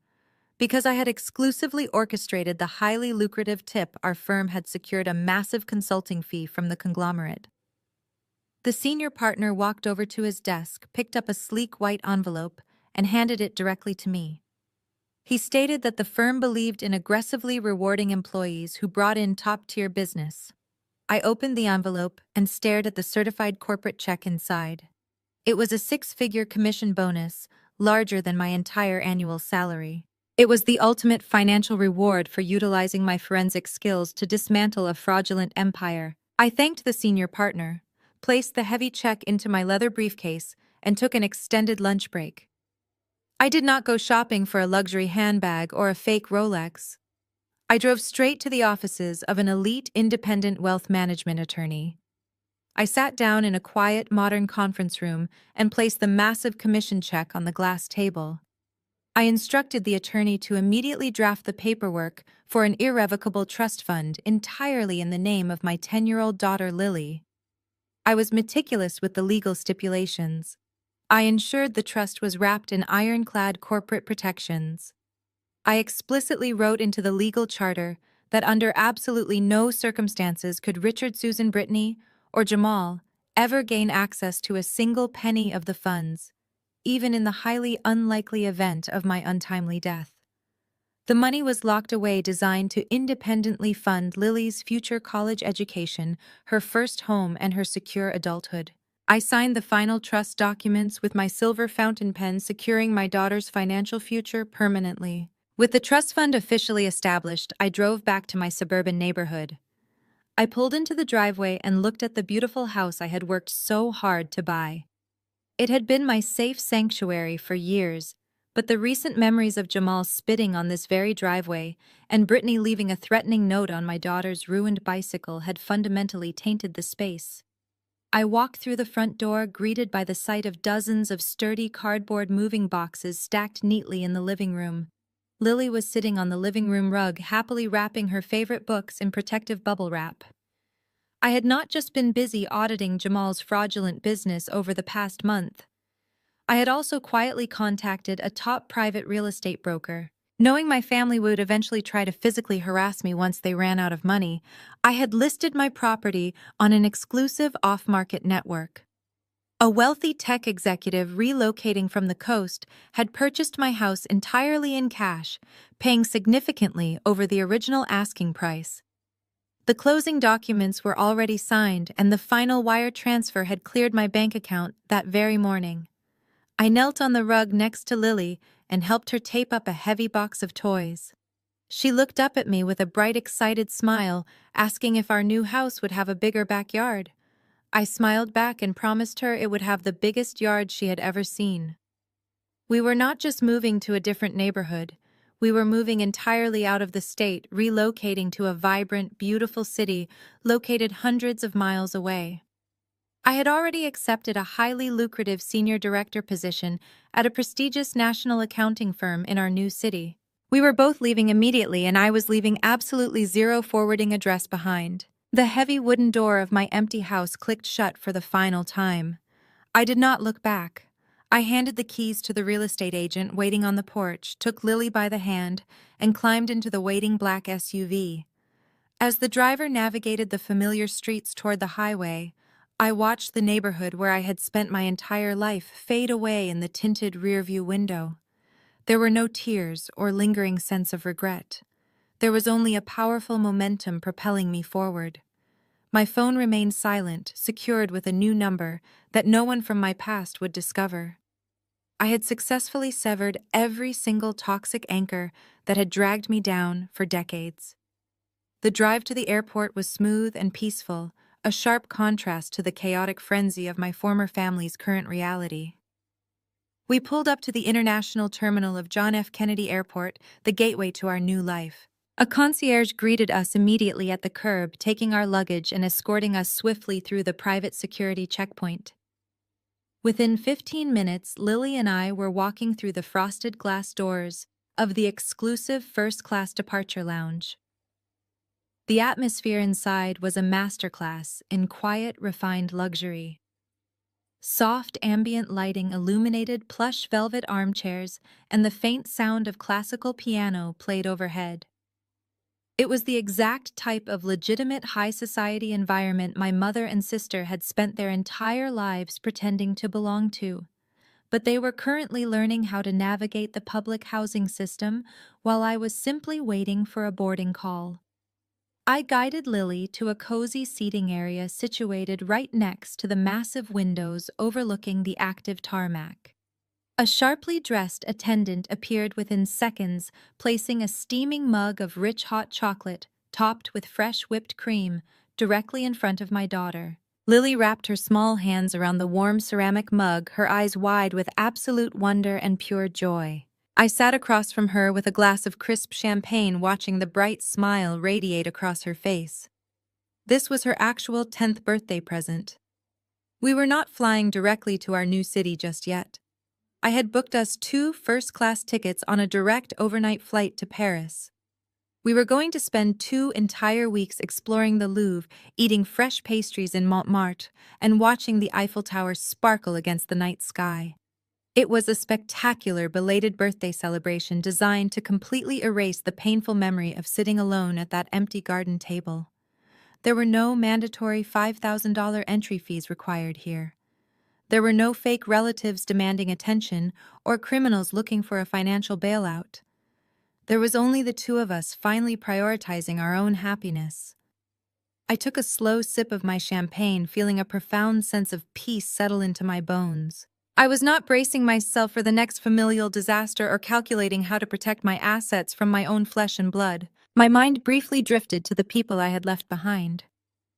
By now, Richard and Susan were fully experiencing the brutal reality of their choices. They were likely sitting in that cramped, roach-infested apartment, blaming everyone but themselves. Brittany was navigating the terrifying federal court system, desperately trying to untangle her name from Jamal's massive financial crimes. Jamal was sitting in a cold holding cell facing decades in federal prison without a single shred of his former arrogance left. They spent their entire lives treating me like a disposable resource, a silent bank account meant to fund their delusions of grandeur. They thought they could casually discard my daughter and then demand my obedience. But they severely underestimated the precision of an accountant who had finally run out of patience. I had audited their lies, liquidated their fake empire, and left them completely bankrupt. I turned from the past and looked out the massive glass window. The afternoon sun was setting over the sprawling airport, casting a beautiful golden hue across the busy tarmac. A commercial jet slowly taxied onto the main runway, its massive engines roaring to life with incredible power. I watched the plane accelerate down the long strip of asphalt, lifting gracefully into the open sky. Lily pointed excitedly at the soaring aircraft. I smiled, resting my hand gently over hers. I realized in that quiet moment you cannot truly ascend if you are constantly carrying the crushing burden of toxic people. I looked back out at the endless horizon, reflecting on the absolute truth of my new reality. I finally understood that sometimes ruthlessly cutting off the dead weight is the only way you can ever truly learn how to fly. As the commercial jet broke through the thick layer of clouds and leveled out at 30,000 feet, I looked down at the shrinking coastline of the United States. The physical distance was finally matching the emotional distance I had cultivated over the past month. Sitting in that quiet first-class cabin, watching my daughter sleep peacefully under a warm blanket, I realized that my story is not just a tale of family drama. It is a harsh objective lesson in the reality of financial independence and the absolute necessity of setting ironclad boundaries. For too long, society has conditioned women to be the emotional shock absorbers and the silent financial safety nets for their broken families. We are taught to sacrifice our own stability to maintain the fragile illusion of peace. We are expected to simply write the checks, silently endure the insults, and smile nicely at the holiday dinners, while our enabling parents funnel all our hard-earned resources directly to the golden child I spent 34 years playing that exact role, desperately hoping that my financial contributions would eventually earn me the basic parental love that my sister received simply for existing. But financial independence is not merely about having a large balance in your checking account or wearing a custom-tailored power suit. True financial independence is the ultimate defensive shield. It is the undeniable power to look at toxic people, even if they share your DNA, and definitively say no. When you control your own assets, you control your own destiny. You no longer have to tolerate blatant disrespect just to keep a roof over your head or maintain a place at the Thanksgiving table. My parents believed that my wealth was their emergency fund. They viewed my career as a convenient backup plan for Jamal's fraudulent failures. They completely forgot that the very skills I used to build my wealth were the exact same skills I could use to dismantle their lies. As a forensic accountant, I deal entirely in objective facts, bank statements, and legal liabilities. I learned the hard way that you cannot reason with toxic enablers using logic or emotional appeals. You can only stop them by cutting off their funding and exposing them to the blinding light of the law. This brings me to a crucial reality about the legal system in America. Many people are terrified of the law. They view courtroom subpoenas and lawyers as things to be avoided at all costs. But when you are dealing with manipulative family members who refuse to respect your boundaries, the legal system becomes your most powerful ally. The law does not care about your mother's fake tears, and the law does not care about your sister's manipulative social media videos. The law only cares about documented evidence and absolute truth. I did not scream at Jamal when he threatened my daughter. I filed a permanent restraining order. I did not argue with Brittany online. I served her fraudulent GoFundMe campaign with a federal subpoena. I did not negotiate with my father when he tried to extort me. I orchestrated the legal buyout of his foreclosed property and established an irrevocable trust fund for my child. You must learn to weaponize the legal system to protect your peace. Use contracts, secure your deeds, lock down your credit, and never hesitate to involve the authorities when a family member crosses a criminal line. To every single woman listening to this specific story who is currently trapped in the truly exhausting role of the family scapegoat, hear me very clearly. Your toxic enabling parents will never suddenly wake up and finally realize your true worth. They will gladly let you drown entirely if it means keeping their favored child afloat. You must stop waiting for an apology that is never going to come. You must legally and financially protect your assets from the people who claim to love you, but only value what you provide. Build your own wealth. Secure it behind bulletproof legal trusts, and do not let anyone shame you for prioritizing your own future over their manufactured crises. You owe your parents nothing when their love is strictly conditional and transactional. Your only real obligation in this world is to yourself and the children you raise. The family I was born into tried to use my success as a stepping stone for their own greed. They arrogantly thought they could discard my innocent daughter on her 10th birthday and then casually demand a massive financial ransom for their incredibly fake socialite lifestyle. They wanted $5,000 for a lie, so I gave them a lifetime of truth. Have you ever had to use the law to protect yourself from your own blood?